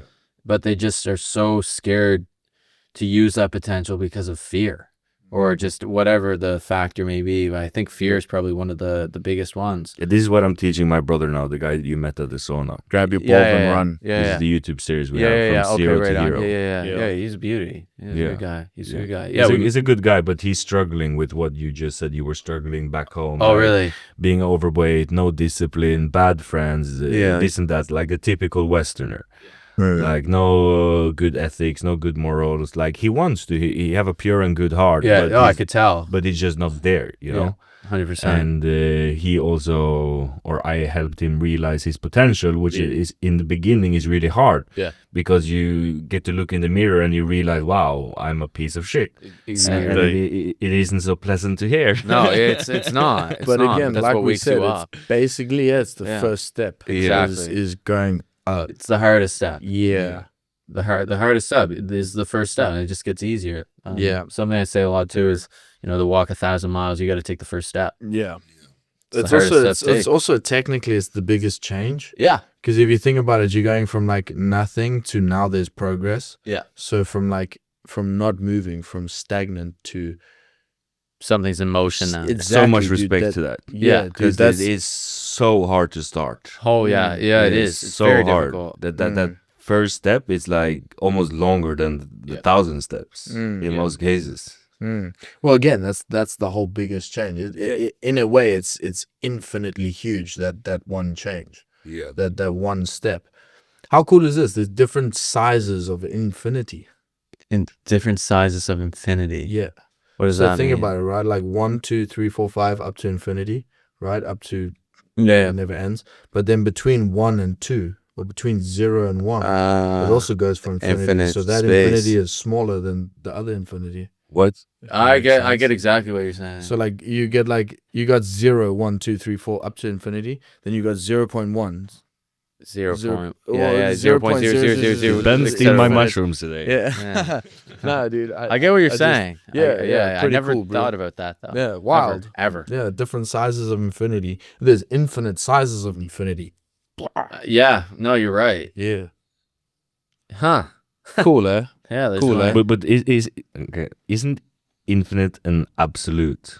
Like it's either on or off. Like either it's like not infinite or it's infinite. So how can there be a bigger infinite? What do you mean it's not infinite, bro? Like let's use life as an example. There's some people who think time is infinite, and there's some people who think time had a start and an end. So either time is infinite or it isn't. Mm. I don't know what I would answer to that. Time is just a human construct, bro. Yeah, Yeah. Made by. yeah. Humans I believe for everything is humans. infinite. But do you believe it had a start? So how can it be infinite if it had a start? What do you mean? Time's got to be infinite, right? Or what's the other option? Or it's not even a thing. Because when God created the But what does universe, that that was a even start. Yeah. Yeah, So it'd be the start of time. yeah. But so I feel like you've gotten I sidetracked. feel like bro. we're baked right now. Or Yeah. something when we're done. Hey, it happens, bro. It happens. I get it. No, yeah, dude. I went through basically a lifetime of smoking, bro. Yeah. Like, hey, these conversations don't leave you, bro. I love random facts, bro. Oh, me too. facts Learning are new cool, shit, dude. yeah. Yeah, dude. Like that one you just said, the infinite thing. Yeah, Like that's probably gonna keep me up at night it makes tonight it, now. but it makes sense though as well, bro. Dude, you know what doesn't stay up at night, bro? Bees, bro. They don't fly in the dark. They don't? No, they don't. No, I just learned something Yeah, different bro, again. I'm telling you, bro. I'm telling you, bro. 2 for 1. Yeah, no, dude. Yeah, bees don't fly in the dark. And what about Um, the one is bigger chance of dying by a table in the ocean than Oh getting yeah, than eaten being by a eaten by a shark? shark, dude. A table in the ocean. Yeah, you got a higher chance of dying from a table. in the ocean. Getting hit by a table. Yeah, or like diving into the ocean and hitting a table, than getting bitten or eaten by a shark. It's crazy. It's wild, dude. Yeah. Like they do like statistics and stuff are crazy, bro. I I do really like that stuff, statistics. though, learning statistics about or just learning random shit. And Random facts. shit's cool. Statistics suck, you know. Unless they're random statistics. Yeah, you random know, like statistics. that's cool. That's When cool. we talk about statistics, what do you think about today's hookup culture? Boom. Dropping a bomb. Yeah, no. I think I have opinions on it. I can't be too opinionated on it because I was once part of that culture, but Yeah, I but see what that have you now, learned? and I've learned that it's terrible, and it makes you feel very bad about yourself, and it really shows who you are as a person too. It really makes you think like, wow, that's how I just treated this woman, or, you know, or this hookup or whatever it was. It's like, you guys are probably aware, you know, you go to hook up with a one night stand, you know, you go, you do the deed, it's kind of, oh yeah, see you later, whatever. In the morning, it's like, what the fuck even was that? Like, you just gave them your body, you exchanged that kind of stuff. It's like, that should be for you, and like someone you really value and trust. But I had to go through that to realize that now, though. And I realize that now, and, you know, people may think I'm still a D-bag or an asshole or whatever, but I now realize, you know, what I once was doing was very... Bro, did you just say D-bag? D-bag, yeah, like douchebag. Yeah, I know what D-bag is. Never heard that one, did you? No, I have many times. I just didn't expect to hear it in person, bro. I feel like it's something you hear in like movies. D-bag. D-bag, man. Yeah, we use a lot of funny terminology in Canada now. Oh, yeah. Like sorry. Sorry, yeah. We over apologize too much. That's for That's great, but that's just a stereotype. Yeah, dude, I fully agree, dude. Like, it's also like you kind of go through it to realize like that's what it is, you know, and how bad it is. But also some people just don't, you know, and it sucks. And it's also, I mean, how do you learn it without experiencing it? If that makes sense, that's the thing. You kind of have to go through it. For it, bro. Like, don't do drugs. Yeah, but how do I know? You know, you try them all, and then you go, ah, shit, that sucks. You know, but you could also just ruin your life completely, you know, so it's kind of a risk that you take to try things. I don't know, dude, like it's something I have to think about, because it's like I would also love to convince my kids to not take drugs. I think the best way is to be honest about it. And learn them about the pros and the cons, and then it's up to them to decide, and instead of hiding it under the carpet and pretending it doesn't exist. Exactly. Okay. You can't, exactly. Yes, drugs are fun, but it comes with consequences. Exactly. 100%. 100%. Yeah, it's interesting to think about the hookup culture and whatnot. Well, you can't really do that with your kids. You can't hook up with your kids. No. Like, yeah, check it out. This is... No, that's... Pause. Cut that. That's funny. Maybe. No. Yeah. No, but if you, as you said, like as I mentioned earlier, if you are a wise man, you should be able to articulate that in a way that makes sense to your kids, and show that with your wife, and tell them about your past mistakes and why it's stupid and the consequences of it. Like if you use that's why I talked about statistics, like especially when it comes to women, and the more sex partner a woman have, the bigger the chance they have for divorce. Oh yeah. Well, let me ask you a question now, because I have an opinion on it. What do you think if you know, say there's and I'll ask you too, a woman has, let's say, 100 bodies and a guy has 100 bodies. Do you think they should be equally shamed, or what do you think about that?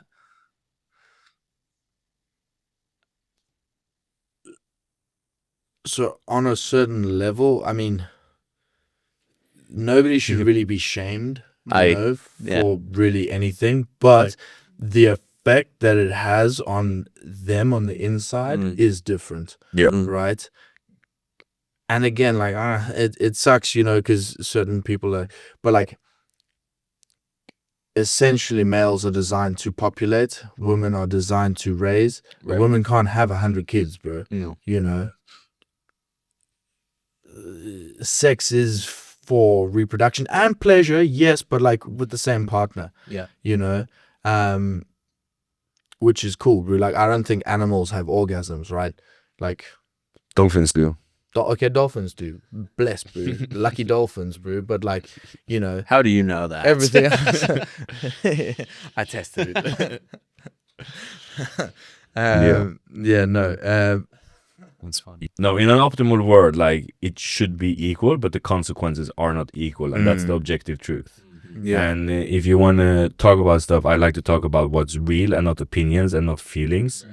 And then you just gotta sit with the truth that we both can agree on, because you cannot discuss the truth. And yes, if a guy have 100 bodies, it's probably something fucked up in his head. But the consequences of that is most likely easier to fix.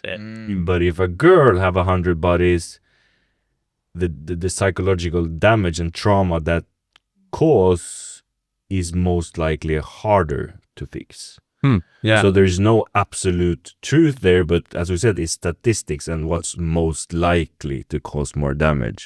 Or if you think about it as well, it's like if you add that to what I just said now, is that whole thing of like a woman is designed to like make and raise children, right? So if that's what she's designed for, you can't have 100 kids, right? You can't go through that. So then that whole psychological thing of like that, so internally that's what goes through. So like you have sex, right? And then it's like, oh yeah, children, production, all this, okay, but no children. But then the internal stuff still happens. I just made that sound so dumb, but like, do you get where I'm going with it? I get what you're Like saying. in No. the most simple hand gesture thing, dude. If anybody's listening, you're screwed. You have to watch it, right? There are a lot of hand gestures, but you like, I understand. you know, I get it. yeah, Yeah, it's hand gestures. yeah. All right. What's your opinion On it? You guys kind of answered it in a way. I didn't think you were going to answer it the way you guys did, which is, it's cool. It's got me thinking now, and I like that perspective. Basically, what I saw, or not saw, but I guess I did see in an interview, someone went up and asked a gentleman this question that I asked you guys, and he basically broke it down into saying how if you are, hypothetically, let's just say you are a hot chick, how easy is it for you to go sleep with 100 men if you want? Pretty fucking easy, right? But if you're a man, how hard is it for you to go sleep with 100 women? It's hard because you have to have these it's more considered hard because you have to have the qualities of a man. You have to be respectful, you have to be kind, you have to be charismatic, you have to be this. The list goes on and on and on. depends on the woman. It depends on the woman, though, I guess. And You know. he made that point, and I was like, oh, it's kind of got me thinking that he had. I think some of that can have some truth behind it, but I was just, I was interested what you guys thought. You guys took a totally different angle on it, though, which was cool. Yeah. I think, like, to sum it up, like, one is a slut and one is a slut maker, which is both equally bad. Yes. Yeah. Yeah, I guess so. Would you rather have what was it? What's the other question? A thought daughter or gay son? It's the worst question. What's ever, wrong with dude. a gay son? Did like, you know, everything. I'd have to go with the gay son, I think. Yeah. What's wrong with that? 100%. I love gay people. Yeah. Yeah, until they're your children, you know. Nah. What? Yeah, I don't think I Elaborate. could have a thought daughter, bro. I couldn't. I couldn't thought- do it. I think you have done pedo something son. wrong as a father. Yeah, if you Or she was something happened, something happened. influenced Something must have happened. by something. The social media, bad role models. Every- Like probably her abundance, favorite yeah. artist is Nicki Yeah. Minaj or something. Yeah, exactly. Like, Yeah, and it's like also too to kind of just piggyback off that, just the media and what you see in the media and all these like OF girls and whatever. Like, there's children on these apps and that are looking up and admiring some of these people, and it's like, oh, I want to be like this. Oh, it's just putting this plant in all these young kids, girls' heads that it's like, oh, this is what I'm gonna do to make money too, and it's like, I mean, to each their own, man. I think it's pretty demonic, but. yeah, like this is what the 100%. like my vision with 100%. this podcast is, and my social media is to become a real role model, because you can barely count on one hand a real role model today. Yeah, in it's social hard. media, because either they have imbalance in their spirituality or imbalance in their physicality or their mentality. No one have a balance between all three. They're either too materialistic, too selfish, too emotional. Like, there's Something. always something wrong. Yeah. That if you start idolizing them, you will start to fuck up your life. Yeah. Like this is why I wear a cross. Like I wouldn't call myself a Christian, but I Yeah. believe Jesus figured something out, or Yeah. Buddha, or Yeah. all these teachers that if we strive to be like them, we will have a much better Right. society. Yeah, like yeah. these are real role models. Yeah. I get what you're saying. Yeah, there is a lack of role models, I believe, too, just in the social space, especially for young men as well. Yeah, like I want to take Andrew Tate as an example. Like I love Andrew Tate. Yeah, he's I a love beast. him. Like I even like my Profile picture. no, my Screensaver. screensaver It's on my Tate? computer fuck, really? is Andrew Tate, Sis, and Yeah. David Goggins And Goggins, yeah. next to each other. That's my screensaver. But I don't say Andrew Tate is perfect, because when you talk about all this escape the matrix, like he's the perfect example of what the matrix is. Being consumed by materialism, status, ego, Yes. expensive things. Like this is the matrix. Like if you live in the jungle with eating mangoes the whole day, that's escaping the matrix. That is true. And finding happiness in nothing. Yeah. But I believe we're so lucky to have this human experience. We can do both. Like I think the key to life is being able to being happy with nothing, Yeah. and then chasing something for fun, For fun. Yeah. which is what I'm doing. Yeah. Like I found happiness in my darkest moments in life. Yeah. When I had nothing, I was helping my junkie mom. Yeah. And that was the happiest I've been, bro. With absolutely nothing. My mom is dying, like, but still it's the happiest I've been, because I'm doing something out of love. Yeah. Service. Yeah. Acts of service. I'm Selfless service. putting the Yeah, world in front of selfless service. myself. Yeah. Selfless service, dude. That is. Yeah. And even like suffering in service. Selfless service. Is Yeah. And after that, like, I was actually supposed to move to Nepal. Yeah, and like learn by the monks and interview them and how they're happy with nothing, because this is what I wanted to bring back to the Western world, because the Western world is so caught up in materialism, looks, money, this and that, and like having 100%. So, but I think the answer is in the middle. I think some of the monks are taking it too far by isolating themselves and losing their family members and cause a lot of suffering and pain there. Yeah. But yes, like there's no a perfect map for everyone. No. It's all individual about who you are and where you want to 100%. go. But I think for most people, the answer is in the middle. Yeah. To not get eaten by the world. Have you ever read a book called The Monk Who Sold His Ferrari? No. Very cool book. So it was written by this guy, Robin Sharma. Basically, his lawyer friend was like fat and unhealthy, but like super rich and good at what he does. And then he was like maybe 40, 39, something like that. I don't know. But he had a massive heart attack, was like super unhealthy. And he was like, it's like stress related, health related, all this stuff. Ugh. The dude went to India 2 years later, came back, and he was like diced, glowing. He basically just went up into the mountains, walked for like 10 days, found this tribe. Eventually, like, okay, he was in monks and temples and stuff. Not in monks, he was in temples speaking to monks. Heard about this tribe up in the mountains. Then just went on the mission, right? You can't find them. You basically walk through the mountains and they find you. Yeah. Kind of vibes. And he walked through the mountains, I think it was like 7 days or 10 days, something like that. Just on random paths, bro, like just cool, bro, deep in the mountains. Eventually found somebody. And went and lived with them, bro, and then came back completely different, dude. Like completely different. Really cool book. You would enjoy it. I don't know. You'd enjoy Monk it. Who Sold Probably. His Dude. Ferrari. Yeah, I the think Monk I Who would. Sold His Ferrari. Yeah. Very cool on. So they said the thing is like self-awakening, but I didn't see it like that at all. It was, for me, it was more like. Well, yeah, I suppose self-aware. More like for me, I found it far more like therapeutic. Yeah. You know, and especially the practices were like far more therapeutic, and that whole thing of like leaving the material world and being happy with what that for me was way more kind of leaving the matrix than becoming a super successful businessman and just having a bunch of money so that you can buy yachts and drink fancy champagne. Be like, again, doesn't matter. You know, live in the mountains, bro. Sleep in a hammock, garden. Yeah. That's what's up. That's what's up. Yeah, that's what's up, man. Ghost That is cheese. what's up. But both are fun though. Both are fun, dude. Both are fun. But I think the one is more rewarding than the other, in a way. And also, think the it- one's a lot more stressful than the other. The other one Yeah. is like not stressful at But all.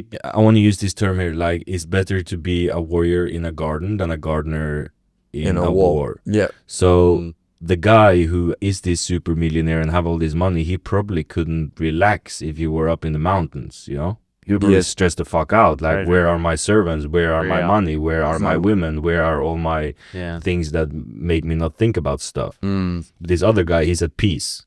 So he could be at peace in that yacht and like experience life for fun and see what life have to offer. You have this one life. Why would you want to sleep in a hammock and be okay with it your whole life when you can go and try and experience more? See, but like again, I don't know. I suppose, yeah. It's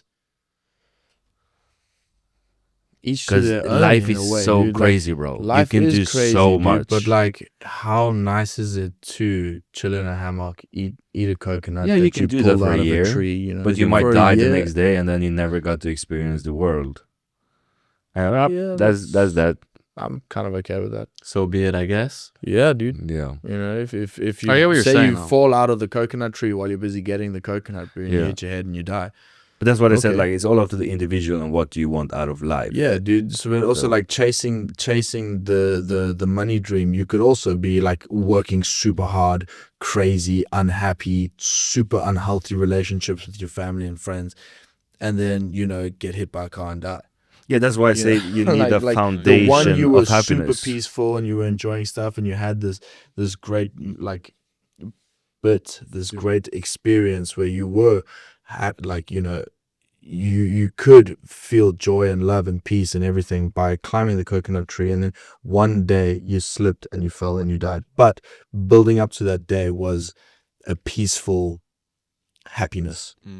Right? A peaceful sense of joy because you were happy with what you had. You didn't need to chase anything else. But like what we are doing right now, or at least my intention with this, is to literally try and change the world. There's no feeling like this. Yeah. Like, I've tried living in nirvana at peace and being happy with nothing. Yeah. I've experienced that. I went through that.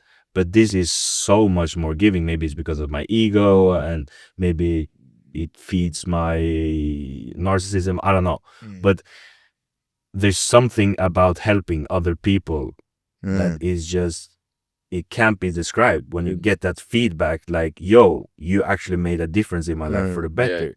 And that feeling Is amazing. that feeling in your heart, the goosebumps, the warmness that runs through your body is nothing compared But to it's No, I also agree. service, dude. You're helping people. Selfless service. Well, Yeah. it's crazy. selfless. Sir, it's service. It's service.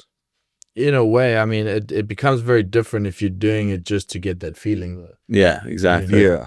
If you're not doing it to help people, but you're doing it to get the feeling of helping No, people. no, no. That's a prideful trap to kind of fall into, that I think it does happen as well. Like, 100%. for example, there's influencers that go around and like record themselves giving to the homeless.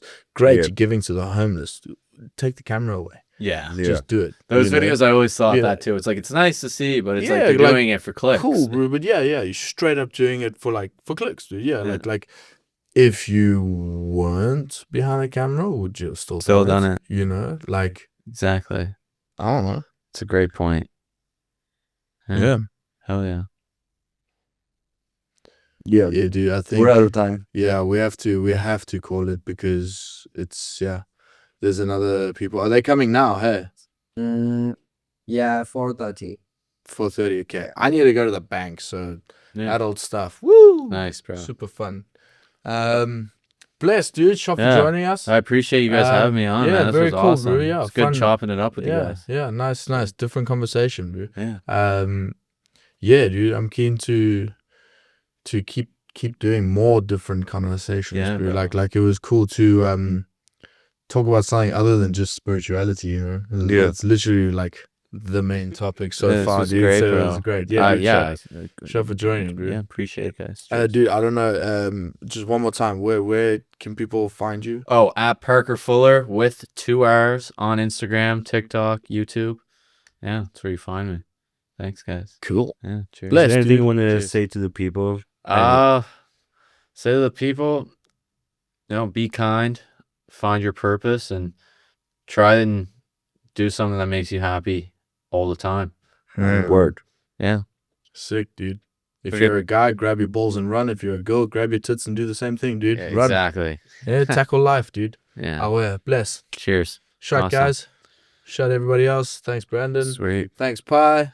Cheers, Thanks, bro. Parker. That was dude. awesome, man. you, Appreciate bro. it. Yeah, good chat. Nice having you. Ooh, this Raw is Farmer, so Yeah. cool. Thailand Legacy. Sweet, baby. What's the name of this podcast studio again? Revo Podcast Studio. Champion. Right.